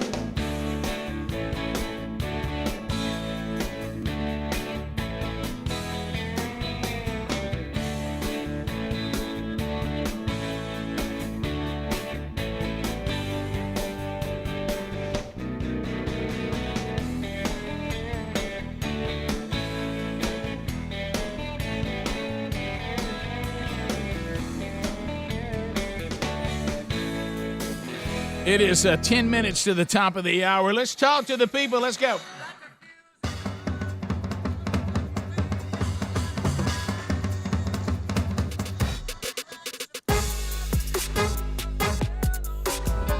We got lines available. Harry Murdahl taking your phone calls. We'd love to chat with you at 866-WE-BE-BIG. We'll get started. Nathan out of Birmingham, Alabama, listening to us on 104.7 WZZK. Nathan, how you doing, buddy? Thanks for your patience.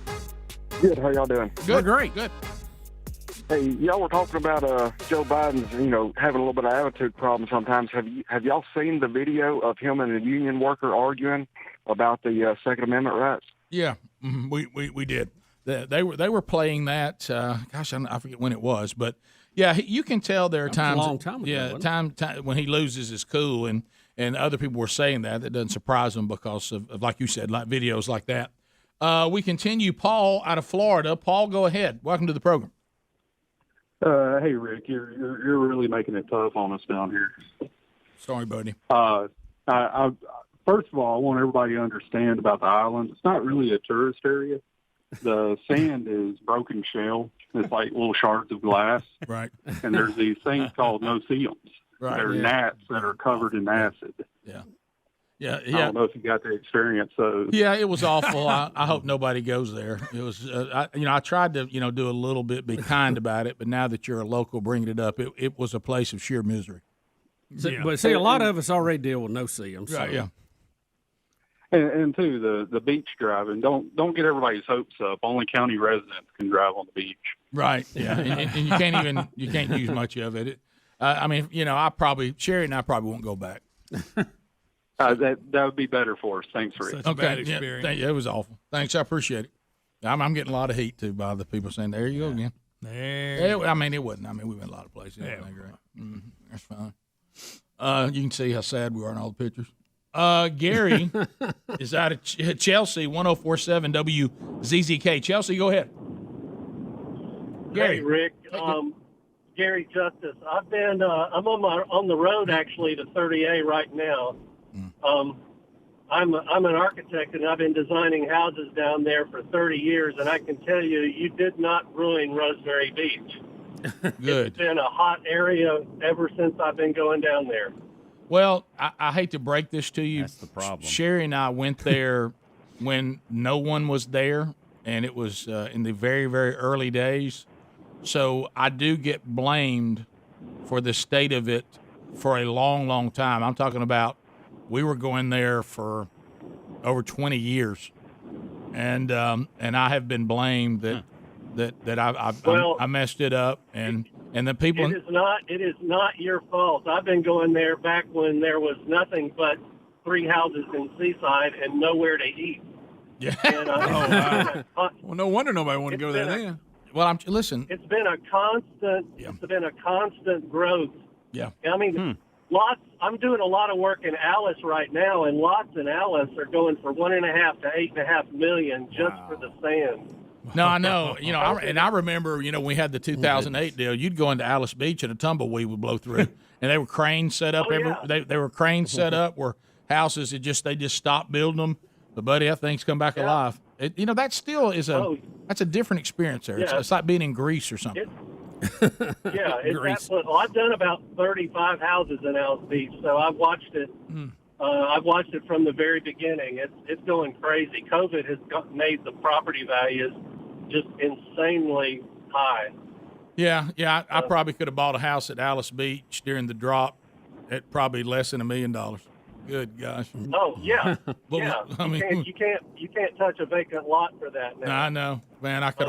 I'd rather buy high and sell low. Let me I don't know about y'all. Yeah, let me tell you something. If you want the property value to go back on something, just let us decide we're going to buy something.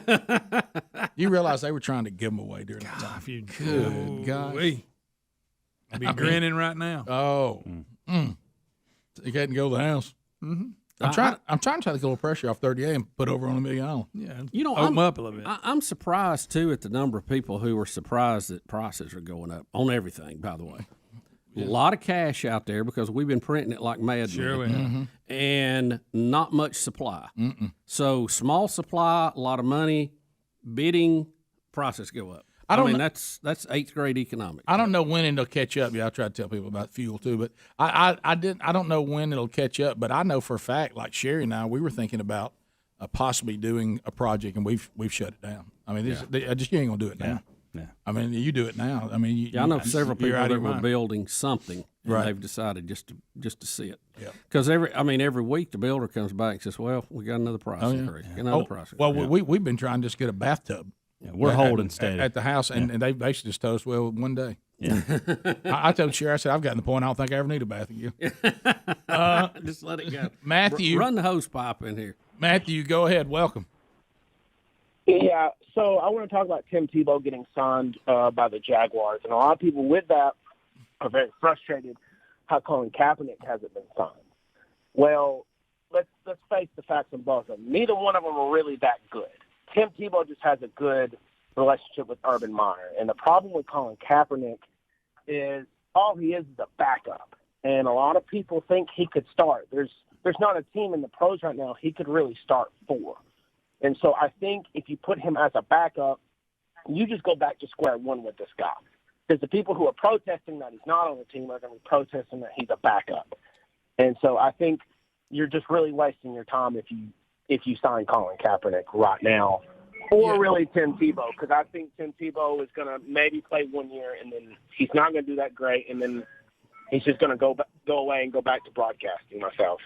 The last story I saw is that Urban Meyer says they were going to do their rookie camp this weekend, and it should be today, tomorrow, sometime. Yeah, and he was going to sit down with Tebow and have a conversation. And then they would talk about whether they thought they should sign him or not. They haven't signed him.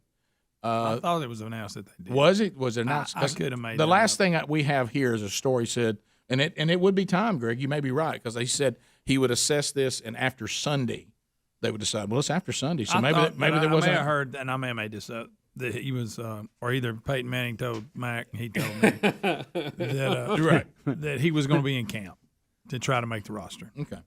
So we'll see. But this thing about Colin Kaepernick, I mean, that is Colin Kaepernick has proved he has no desire to play. Right. He's had opportunities to play, but he makes a better living acting like no one will let him play. He's had opportunities to play. Yeah. He's had opportunities to do workouts, and he won't do it. Remember, he moved the workout spot less than an hour ahead of time. People couldn't make that kind of adjustment. He doesn't want to play. And then complain that nobody came. And the same thing that McElroy said about Tebow is the same for Kaepernick. He's going to get so much attention as a backup that it's going to other people are going to be. I mean, they're worried about him. All the focus is going to be on a guy that's probably not even going to play. Is he good enough to be a backup in the NFL? Absolutely, but not with all that baggage. It ain't worth it. Well, is But he? do you At one think- time, no doubt. I don't know anymore. Yeah, he's getting older every when it year. all started. Yeah. I mean, You might not because you want see some of this- these backups you've never even heard of. You might not want this distraction 10 games in or halfway through the season or at the end of the year starting next year. But I think right now Urban Meyer is just trying to, he's just trying to get a party going down there, get some attention, get some blood flowing. I mean, that team, that organization's been Well, you had the a number mess. one draft pick, and you got the guy that everybody's been wanting for 3 years. That ain't enough. We got to bring Tim Tebow back. Well, just to the stir fact, that. Just that the doesn't fact, make any sense to me. Well, just the fact the they biggest brought player in college football. They brought Urban back. It's just the whole thing's been crazy. Till it gets a little tough. You've and seen Urban a lot will of have something. turnarounds where the coach will go in and just sign athletes. They just try to get people that can play in there. Greg, how many coaches would you have to go through before you hired Urban Meyer? A bunch. Petrino. I'd hire him before I would Urban Meyer. Motorcycle man, Petrino. You just don't like the urban drama. I think he's full of it. Yeah. I think he is full of crap. Right. That's what I do. Well, you think about that when they beat Alabama for the national championship, and he's right. Ohio State should have been set to win at least one or two more. Yeah. And then all of a sudden his coach fires his wife's wig up. He knows about it. Don't tell anybody. And then all of a sudden he had a brain issue. He had to get out of there. Once that bad publicity come in on him, I got to go before they run me off. Well, wasn't he almost dying at Florida too? Yeah, there was some kind of ailment. He missed his kids, and then whatever. I think he's full Greg, of it. big I do. fan. I think he is full of it. Top of the hour. Rick and Bubba, Rick and Bubba.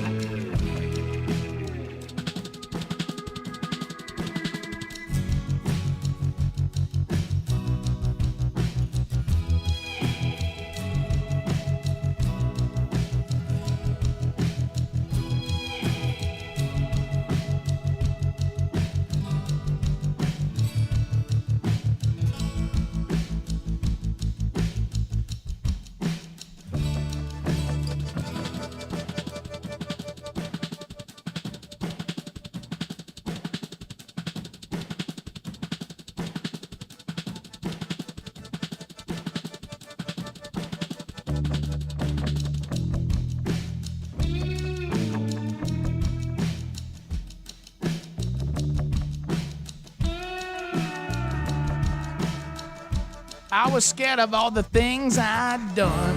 Yeah, I know I'm not the only one. It's all right. It's all right. It's all right. 6.5 minutes past the hour. The Rick and Bubba Show, back from vacation, chatting with you at 866-WE-BE-BIG. Speedy, the real Greg Burgess, Helmsy, Adler, the gang, all here, refreshed and back. Hopefully you enjoyed the best of Rick and Bubba moments while we were gone. Thanks to Speedy, Greg, and Helms for hosting those. Welcome back. There's Bill Bubba Bussey. Rick, glad to be here, and thank all of you for sharing a few hours with us each and every day. All right, we got a number of stories we'll run down to start the hour. Bill's going to get us started with one of them, and they talked about this in the kickoff hour, but we haven't touched it on the big show. Bill in Leesburg. Bill, go ahead. But yeah, I was calling to see if y'all had heard about that tiger loose out in Houston. Yeah, we have that. They talked about that in the kickoff hour. A woman claims she helped to recover an India the tiger who went missing in Houston for nearly a week until being delivered to authorities on Saturday night. So the 9-month-old male Bengal tiger is back. And as you said, it was loose for a week in Houston, Texas. Can you imagine? How about that? What if you look in your yard and there goes a tiger? Yeah, well, that's funny because there's all these pictures of them, on the had a street. week, Yeah, I mean, it's by trucks. It's this. Tell me Look this. at him. Where we had a story about a tiger that was loose somewhere earlier this year. Yeah, Remember it was in at a factory. Knoxville. They saw Was that it? in Knoxville? That was in Knoxville, Tennessee. Yeah, wasn't it? yeah. Something like, remember, So it was in what's up with our tiger people? If they get loose, they're hard to round up, it sounds like. So sound like they're hard to keep in. Yeah, right. It says. Of course, it showed the footage of him, the owner petting it like a thing. Yeah, like sure. all of a sudden it turns and bites him. Did he get a stick and play with it too? Yeah, a well, you little poke it feather a on little. the end of it. Well, how about this? We just, I don't know why, we seem to be like, where in the world are all the Karens when it comes to people who have tigers? I know. I mean, I know. look, can we put them to use for some good stuff? I mean, I would almost join Karen on no tigers in the neighborhood. Rick, I'm against any dangerous pets in the neighborhood, no matter what it is. And Bubba, you've even had cats. even an aggressive dog. Bubba, you've had cats. Like Taylor and him have his cat Arlo, and Arlo will let you pet him, and he's fine. But every now and then he turns around and bites you. I know. I mean, It's a that's fat okay cat, too, when by it's the way. just it's just a cat. But now, what if you have a tiger and he's the same way? He's happy and you're petting him, and every now and then he turns around and bites you. But I saw this cat yesterday. It looks like it weighs 25 pounds. I don't even know about hair. Well, I got one weighs 25. He jumps in your lap, you know it. His name's Arlo, but Ellis calls him Arway. Nobody knows why. Right. So saying there's they got the tiger back. Everything's okay. But what do we do now? Yeah, I think they're putting it in one of them. Obviously, they're not giving it back to them. Did the owner, is he in trouble for something else? I can't remember. But it's going to be in a sanctuary. That's the word I was looking for. But who did it get away from to start? It was a person. I'm halfway read the story. Is he a criminal? Isn't the guy charged with something? And he happened to have a tiger? Was it a drug dealer? I can't remember. You talking about Michael Elliott? All I've got for you is this fact. There are more tigers Here we go. that are privately owned in the state of Texas alone than there are tigers in the entire wild of the world. That's Now, where bad. did you get that fact at? I'd like to check that fact. Joe Rogan, so you know it's true. Oh, well, then so you never mind. know it's 100% true. And if No, but Mike that Rowe is true. confirms it, I know it's true. Yes, That's right. but that is true.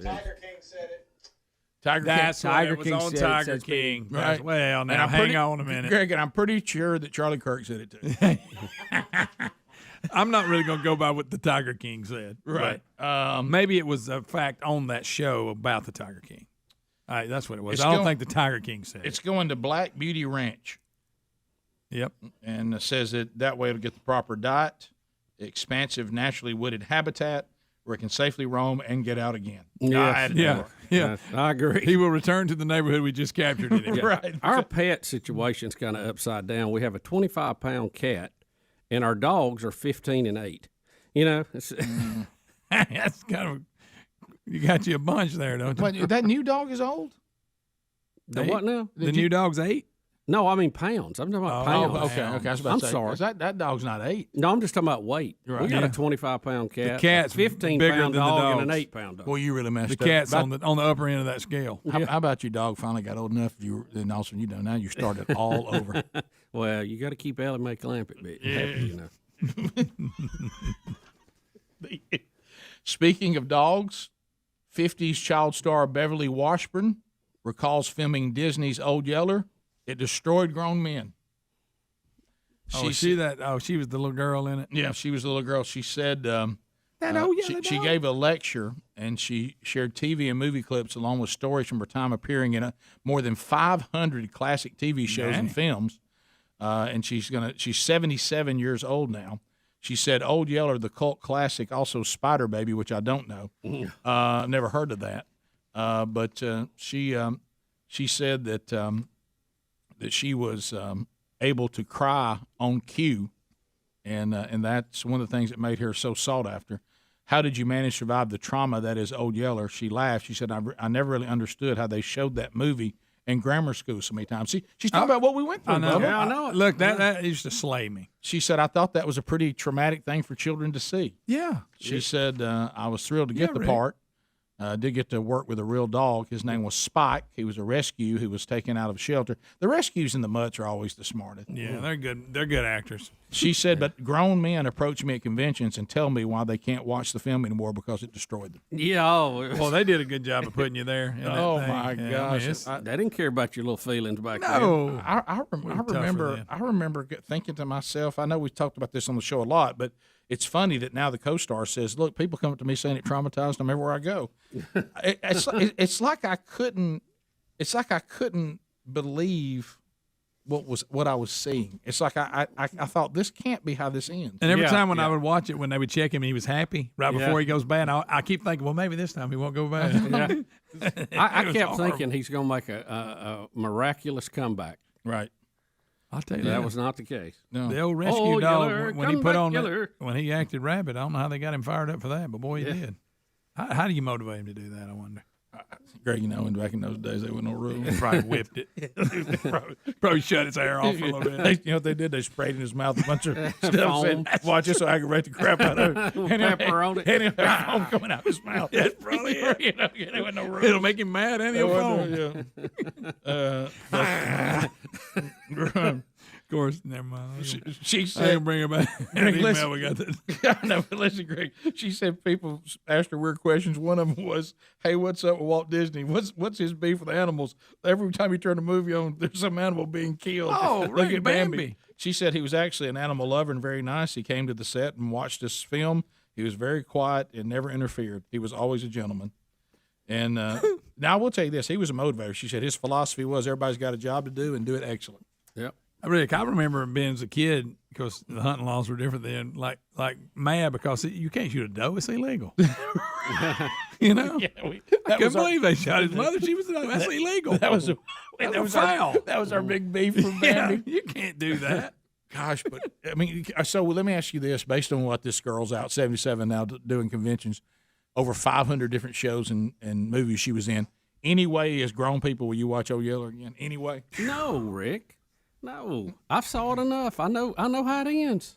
I tell you what you need to do though. If you got a dog that won't act right, show it to them. Rick, I've got choked up watching Toy Story with Ellis. He loves all four. By the way, and those will rip you up. Wait a minute. By the way, When Andy goes to college. no. Kelsey, your daughter-in-law, told me yesterday that you took the squalling on the one when Andy gives his toys to the little girl. Yeah, when She he goes said, to college. Toy Story 3. That's 3. Yeah. Said you took the squalling. Well, They said that you really like those Toy Story movies. well, I'd rather watch that than Blippy. No, well, no, ain't no doubt about Between Blippy and Toy Story, I'm just glad he likes it. Did you know there's a move to get Ellis off Blippy out completely? Yeah, nobody's big on it. Yeah. I think Toy Story's the way to do it. I can watch those 4 episodes over and over because believe me, I did. I bet you did. But I'm telling you, on 3, it'll get you. Did you take the squalling? I didn't take the squalling. I had to fight it off. We'll be back. More Rick and Bubba coming up right after this. Rick and Bubba, Rick and Bubba. Our friends at Alabama Road Trips are back.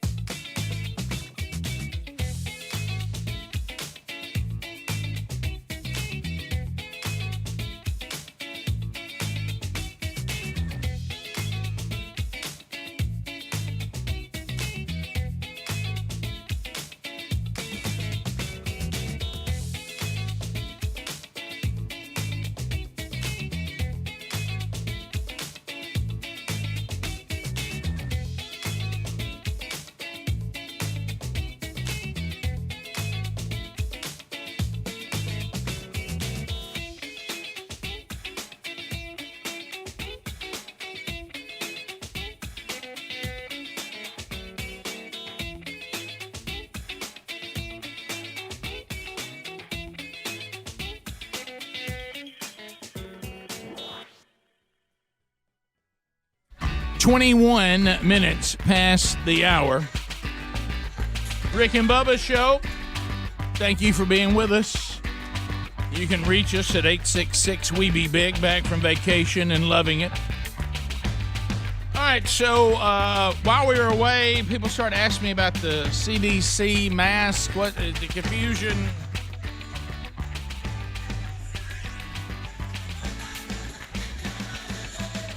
All right, so do you get to confuse, or speaking of confused, do you get the feeling the CDC is just kind of guessing at some of this now? Well, let me answer that with zero hesitation. Yes, Bubba, I do.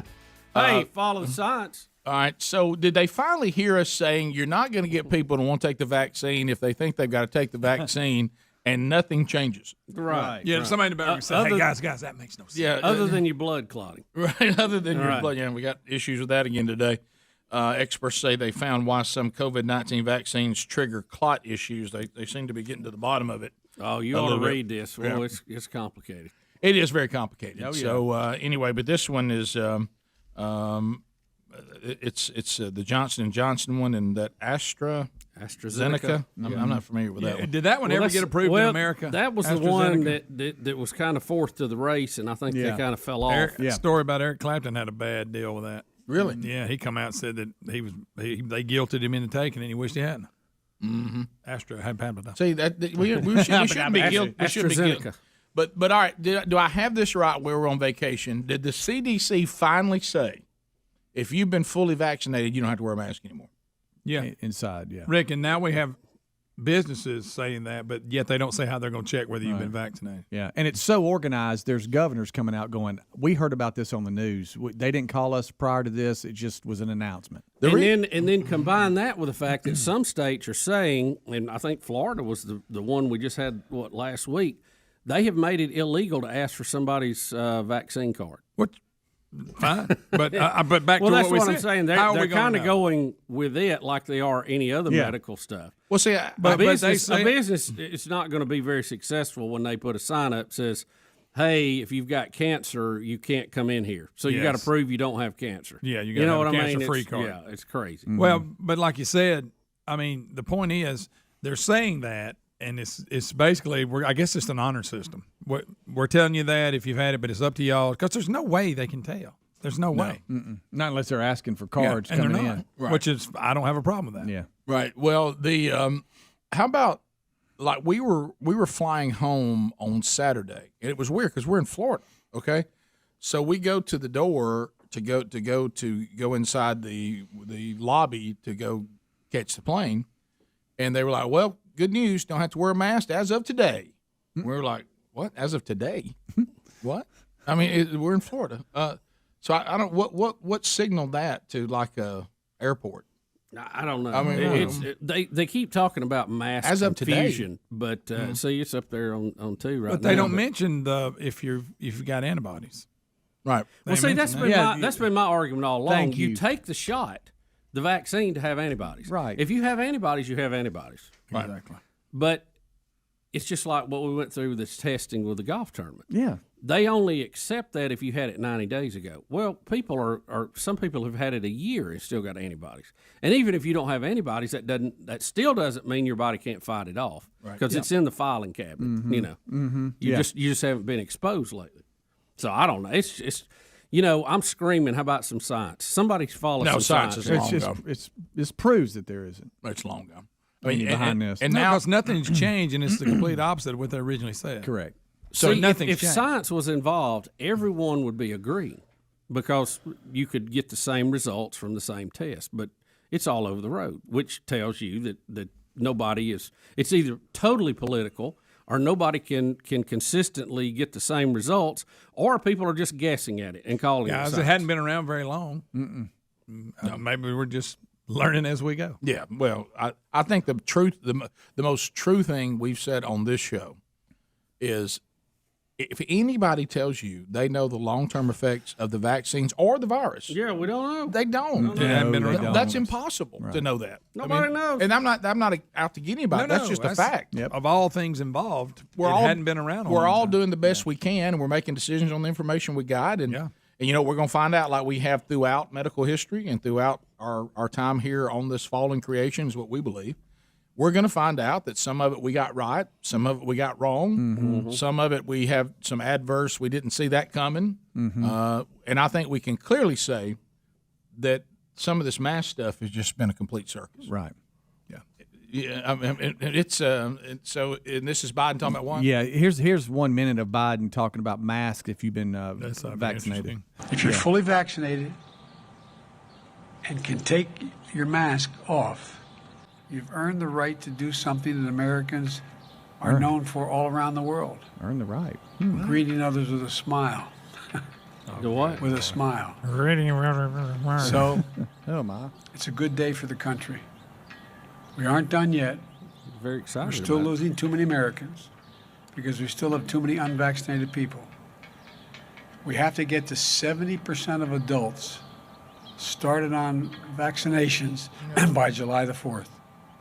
And we have to take this pandemic, tackle it, not just here, but overseas as well, to truly be safe in the long run. There's still more work ahead. But I've said many times, as tough as this pandemic has been, we will get through it. We will rebuild our economy, reclaim our lives, and get back to normal. We'll laugh again. We'll know joy again. And we'll smile again. when he first says that about the mask, I raise my hand and go, okay, now 2 weeks ago, what Yeah. has changed from then to now? Right. Go. And go. What about when he said it? Well, I know he's just fumbling around like we did. Of course, we're not leading the free world, but you realize at one point he says, "If you can take your mask off," not "you can if you can." Right. So some people can't do it. He almost fell asleep. And for those of you out there, I almost fell asleep listening. Listen, those of you out there with no arms and no hands. Yeah. I mean, Rick. well, he says if you can take it off. It's funny. Greg said that I was picturing him halfway through it. Yeah. I just go about to fall asleep. Alec, can we just listen to the first part again about when that first part talks about Americans smiling and all that? Yeah. If you're fully vaccinated and can take your mask off, you've earned the right to do something that Americans are known for all around the world. Greeting others with a smile. There he is. Hey, there he is, most powerful man in the world. Right. I think if he did us a liner, he would say Rick and Burgess show. Rick and Buggle show. Greg, if you're looking around the He makes world, Tom Greg, Landry look like a poet laureate. Greg, if you look around at the Laureate, world, everybody Greg, if you look around at the world right now, no one really believes that man has much power. No, come on, y'all. Greg, you might as well, they say he looks like Jeff Dunham's dummy. You might as well put him out there. Yeah. Do you Somebody's behind him going, Do you think if the camera got behind him, somebody would be behind him going, like holding him up? I think so. Right. Let me tell you what, don't watch that and then catch up on Weekend at Bernie's. I mean, It's starting to look a lot like it. Boy, it is. And read America. Guys, can I tell you something? Nothing's changed in 2 weeks. Joey, got hairy legs. Even Saturday Night Live's making fun of Oh, it. yeah. And, But nobody's seeing it, Rick. You know you messed up then. Hey, how about this? He's only been president for 5 months. 4 years is going to be a long time. It feels so much longer. Rick and Bubba, Rick and Bubba.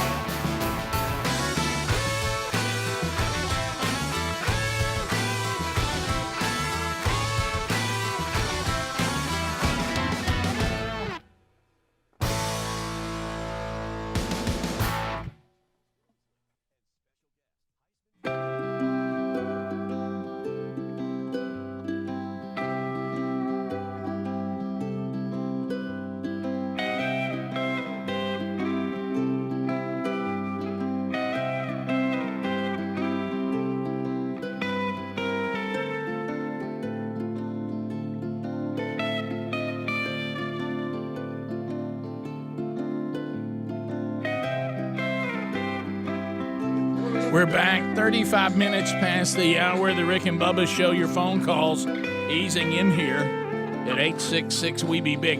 Who's ready to go on a road trip? Man, ain't it good?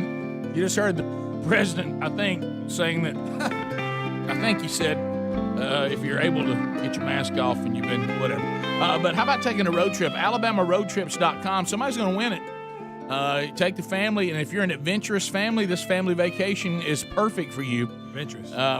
It's the out of this world family road trip, valued at $3,500. Perfect weekend getaway. All lodging and meals are included. You get $1,500 spending money to customize the trip however you want.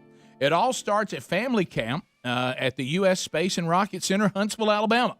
Your family will be able to dress the part too. Got your own aviation flight suits, which are awesome. Adults and kids 7 and up will launch into a mission to space, or maybe you'll do the aerial combat scenario in authentic training simulators. Now, we're going to announce the winner coming up on Friday, July the 9th, right here on the show. So you can enter to win this out-of-this-world family road trip today by simply going to alabamaroadtrips.com. That's alabamaroadtrips.com. Also, there's a link at rickandbubba.com. You can find it there under the sponsors button.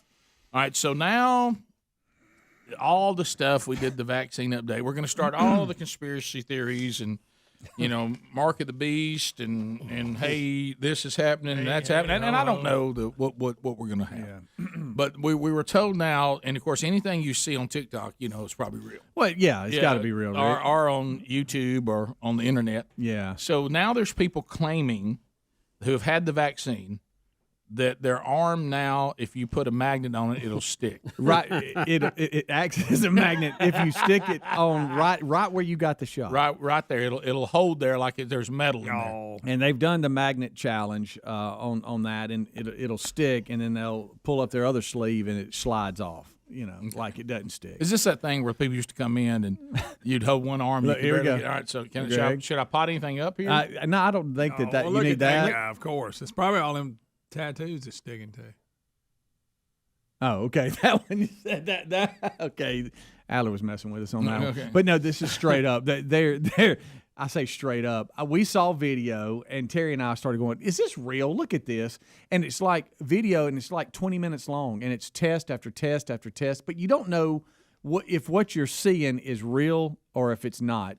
You know what I mean? Because you have no idea. So, our audience can solve this right now. Yeah. I mean, if we had a magnet here, we could solve it. But Greg said he can't remember where his shot was. Yeah. How can you not remember? It has to be in your left arm. All right, so this is It was my left. All right, did I potting this up or no?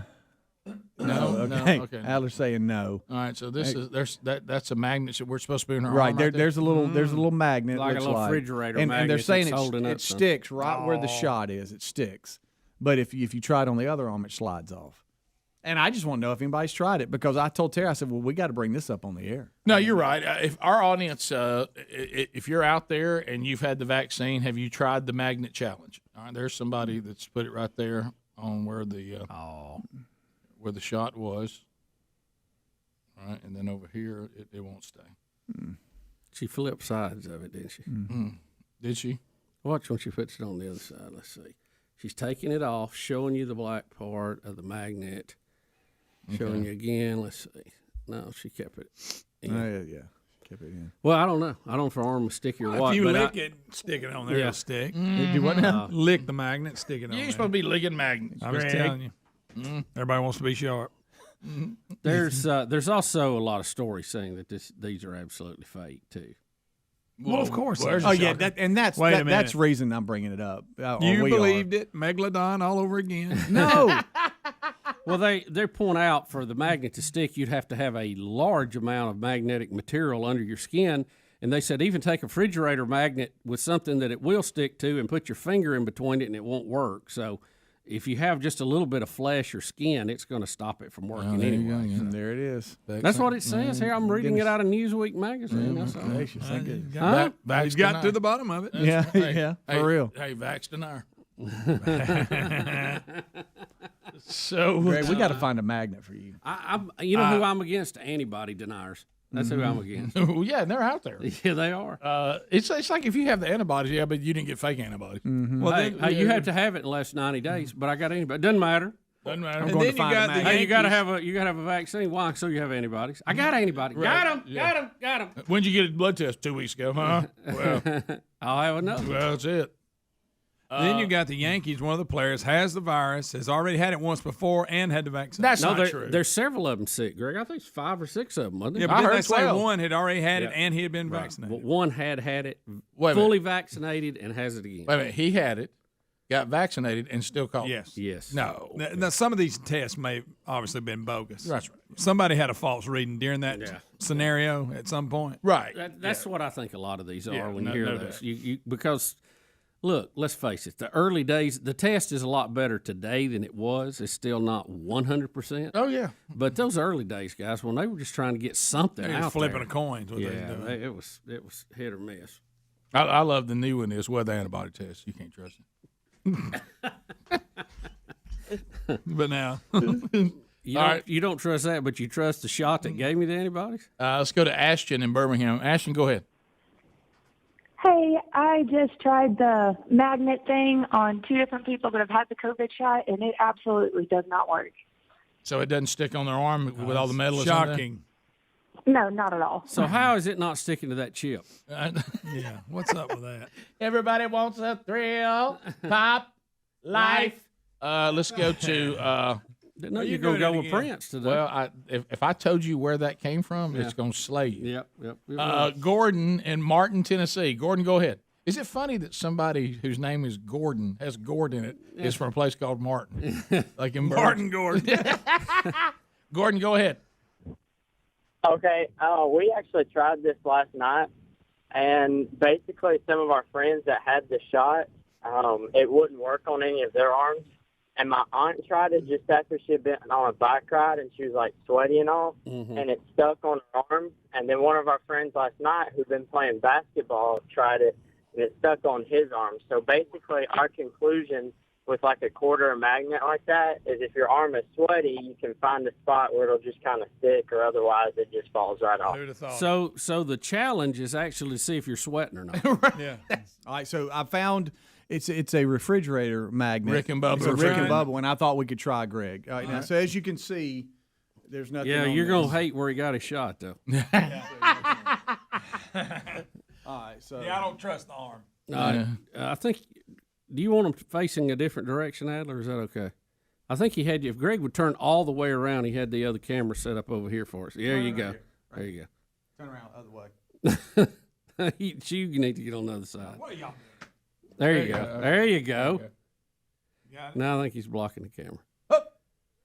Greg. Greg, it stuck to Greg's arm like a magnet.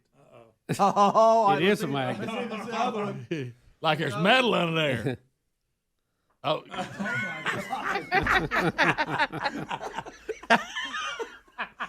Well, is that not amazing? It did. It stuck to your metal Stuck arm. to you. Yeah, it stuck to your metal arm. Dang, it must put a chip in me. It put a chip in you. Greg. Good news is you'll still get to eat. That's true. You know, I'll end up hell, but yeah.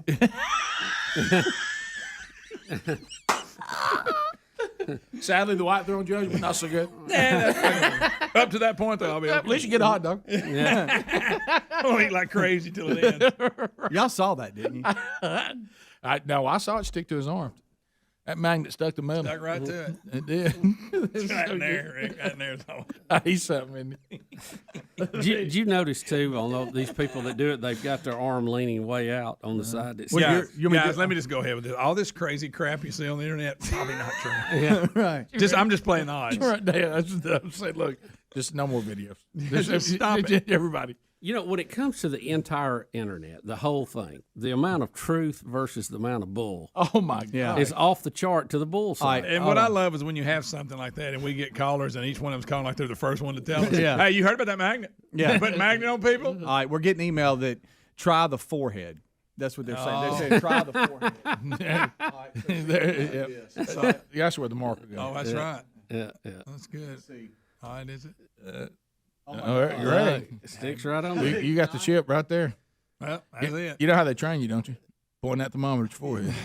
So you get used to it. That's right.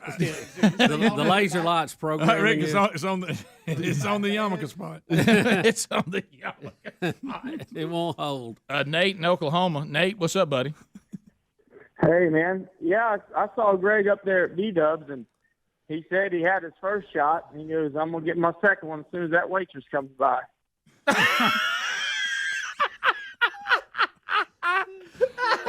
B-Dubs. You know what? That's pretty good delivery, That too. was good delivery. Dale in Hamilton. Dale, go ahead. Hey, guys. Doing good. I was just going to let you know I'm a sap for all these animal movies as well. Yeah. And I loved Toy Story 3, and I was going to let you guys know that that's biblical. Paul said that whenever I was a child, I thought as a child and spake as a child, and when I became an adult, I put away childish things. You talking about Andy giving up his toys? Oh, so you're talking about Andy giving us? Okay. Still sad. Yeah, sure it is. Come on. Come on. Especially when he drove off and they all stood up because nobody was looking. Oh, yeah. That's sad. That Seen old- it a lot, by the way. That old car going away.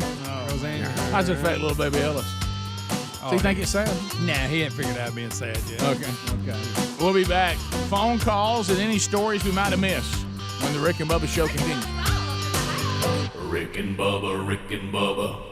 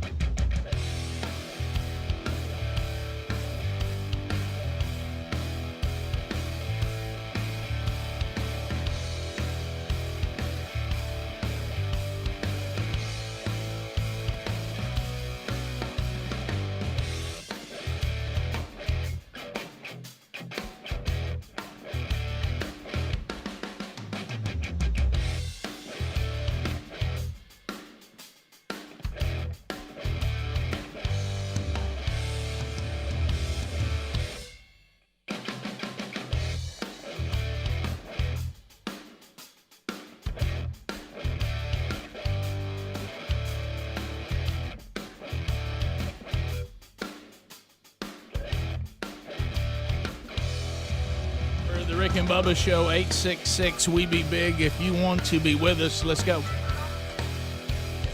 Let's go. 30 seconds a pop, largest number of people, shortest amount of time. Whatever is on your mind, whatever you want to talk about, the buzzer will grab it. And then you move on, and we got another caller on, and then here we go. We're making it happen. No shout-outs, no meaningless shout-outs or shameless plugs. These are questions, topics, comments only, please.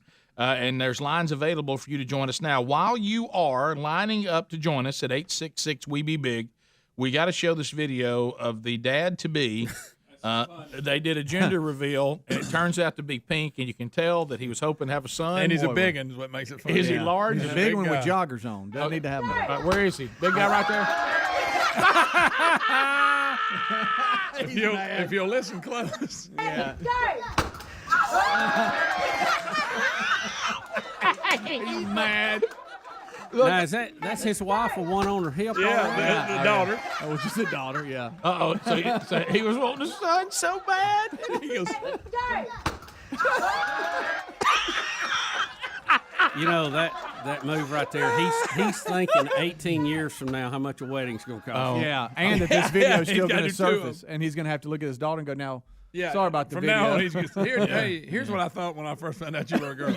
look, Greg. He's got that balloon hung on his hand. He's so mad. You think you don't, Rick? You think you don't follow wrestling? Oh my God! It was still real to him. It is. Golly, Greg. He busted on camera. That right there was a natural reaction. Is all it was. Look, he thought it was going to be a boy, didn't he? Yeah, He'd already told everybody, I think it's a boy. And So he didn't know? What if he went, dang, Rick and Bubba? But I thought, don't the parents usually know and they let everybody not else the gender know? reveal. The parents do not know. So he thought it was going to be. They designate a family member to be in charge of it. I know. Listen, I know. Listen, all right, listen. Greg, you're really up on this. Let's listen. Well, he knows. He's got 3 of them. 3 grandkids in the modern day era. No? That's right. All right, let's listen. They got some audio of it. It's still real to me, damn it. I thought it was a boy. It's still real to me. That guy is so funny. All right, to the phones Here we go. Let's start that's one of my with favorite Eric ever. in Florida. Eric, you got 30 seconds, buddy. Go right ahead. Here we go. I'd like to take a stab at explaining why the mask reversal. Okay. Last week, we had gas shortages. We have gas that's over $3 a gallon with a terrible jobs report, and the Middle East is on fire. And right now, we're not talking about that. We're talking about the mask reversal. Yeah, they needed some good news. I agree with you. They yeah. just like, man, get something good out Release there. the mask. Somebody get something good Just out let there. them take the mask off. Let's go. Give him a break, Joe. Give None him of a this break. works anyway. Emily is in Auburn, Alabama. Emily, go ahead. Hey, good morning, guys. I just wanted to let y'all know that this morning the Alabama Senate is voting on vaccine passports for our state. So just wanted you guys to What be would aware that mean? that's going on. What would that mean? You got to have a passport to come into our state, or have one to go? No, to go into stores, and the bill as written right now includes some amendments that allow exemptions for hospitals and universities, which can affect our care. Is today the Mary Jane vote too? There's a marijuana bill. Hey, I saw where Miss Case put out the changing the time. Oh, really? She signed it? Yeah.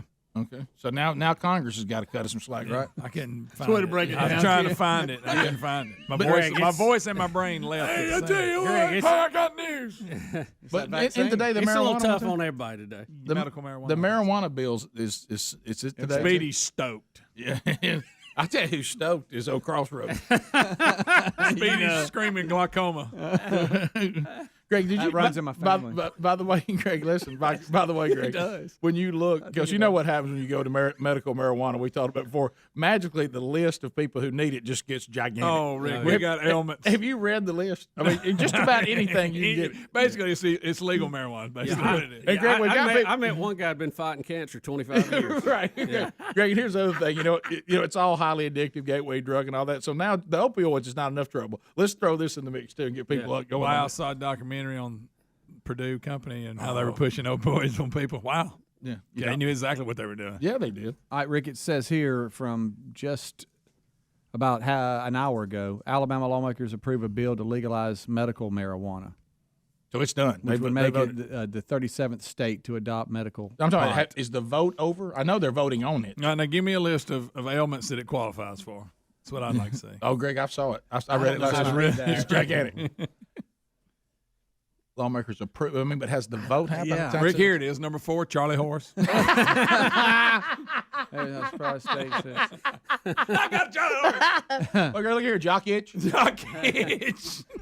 Red Rump. Let's go to Jake at State Farm. Jake, welcome, buddy. Go ahead. 30 seconds.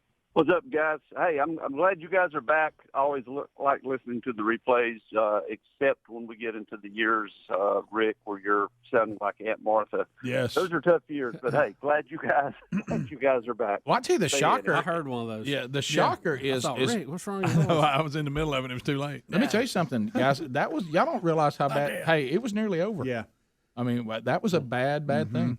I mean, it was. Well, you're resting it a lot now. Yeah. I mean, hey, look. Let me tell you what the number one thing was. Coaching. Yeah, I was going to say screaming across that Hey, field. Coach, once I stopped doing that, my voice came back. You know, talking about playing best ofs and not knowing. A lot of the titles don't tell you everything about the segment, No. and it starts going somewhere. You go, "Ooh, I know where this is going. This ain't good." And what do? You can't stop it. Yeah. No. I go, "That's You not what hung that out. title meant." Let's go to Long time ago. let's go to Micah in Birmingham. Micah, 30 seconds. Go ahead, buddy. How y'all doing today? We're great. Good. Good to have y'all back. Just wanted y'all to give us some highs and lows of y'all's vacation, both of y'all, Rick and Bubba. We actually did. We talked about it earlier in the food. program.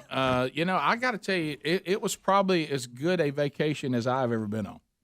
Mine was it was exactly what the doctor ordered. You know, my goal is for it to be uneventful Yeah. as much as possible, and I'm glad to report that was largely the case. Yeah, it was very, very relaxing, very laid back, very good. Had some good food, some good visiting, got a lot of rest. It was wonderful.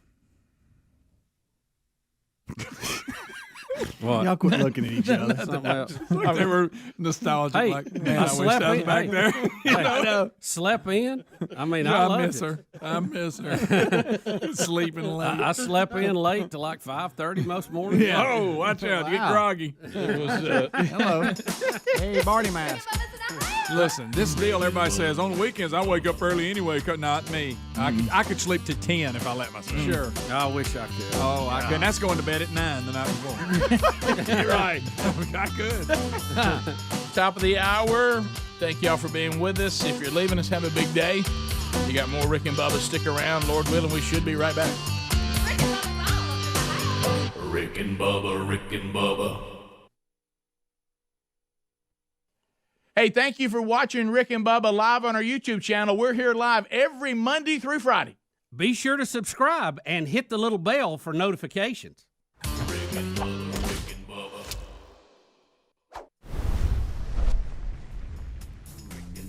Rick and Bubba. Pass the gravy, please. Rick and Bubba. Ooh, it brings me to my knees. Rick and Bubba. I can't start another. Rick and Bubba. Day without 'em, brother. Rick and Bubba. Ooh, there is no other. Rick and Bubba. Waking on their blubber. Rick and Bubba.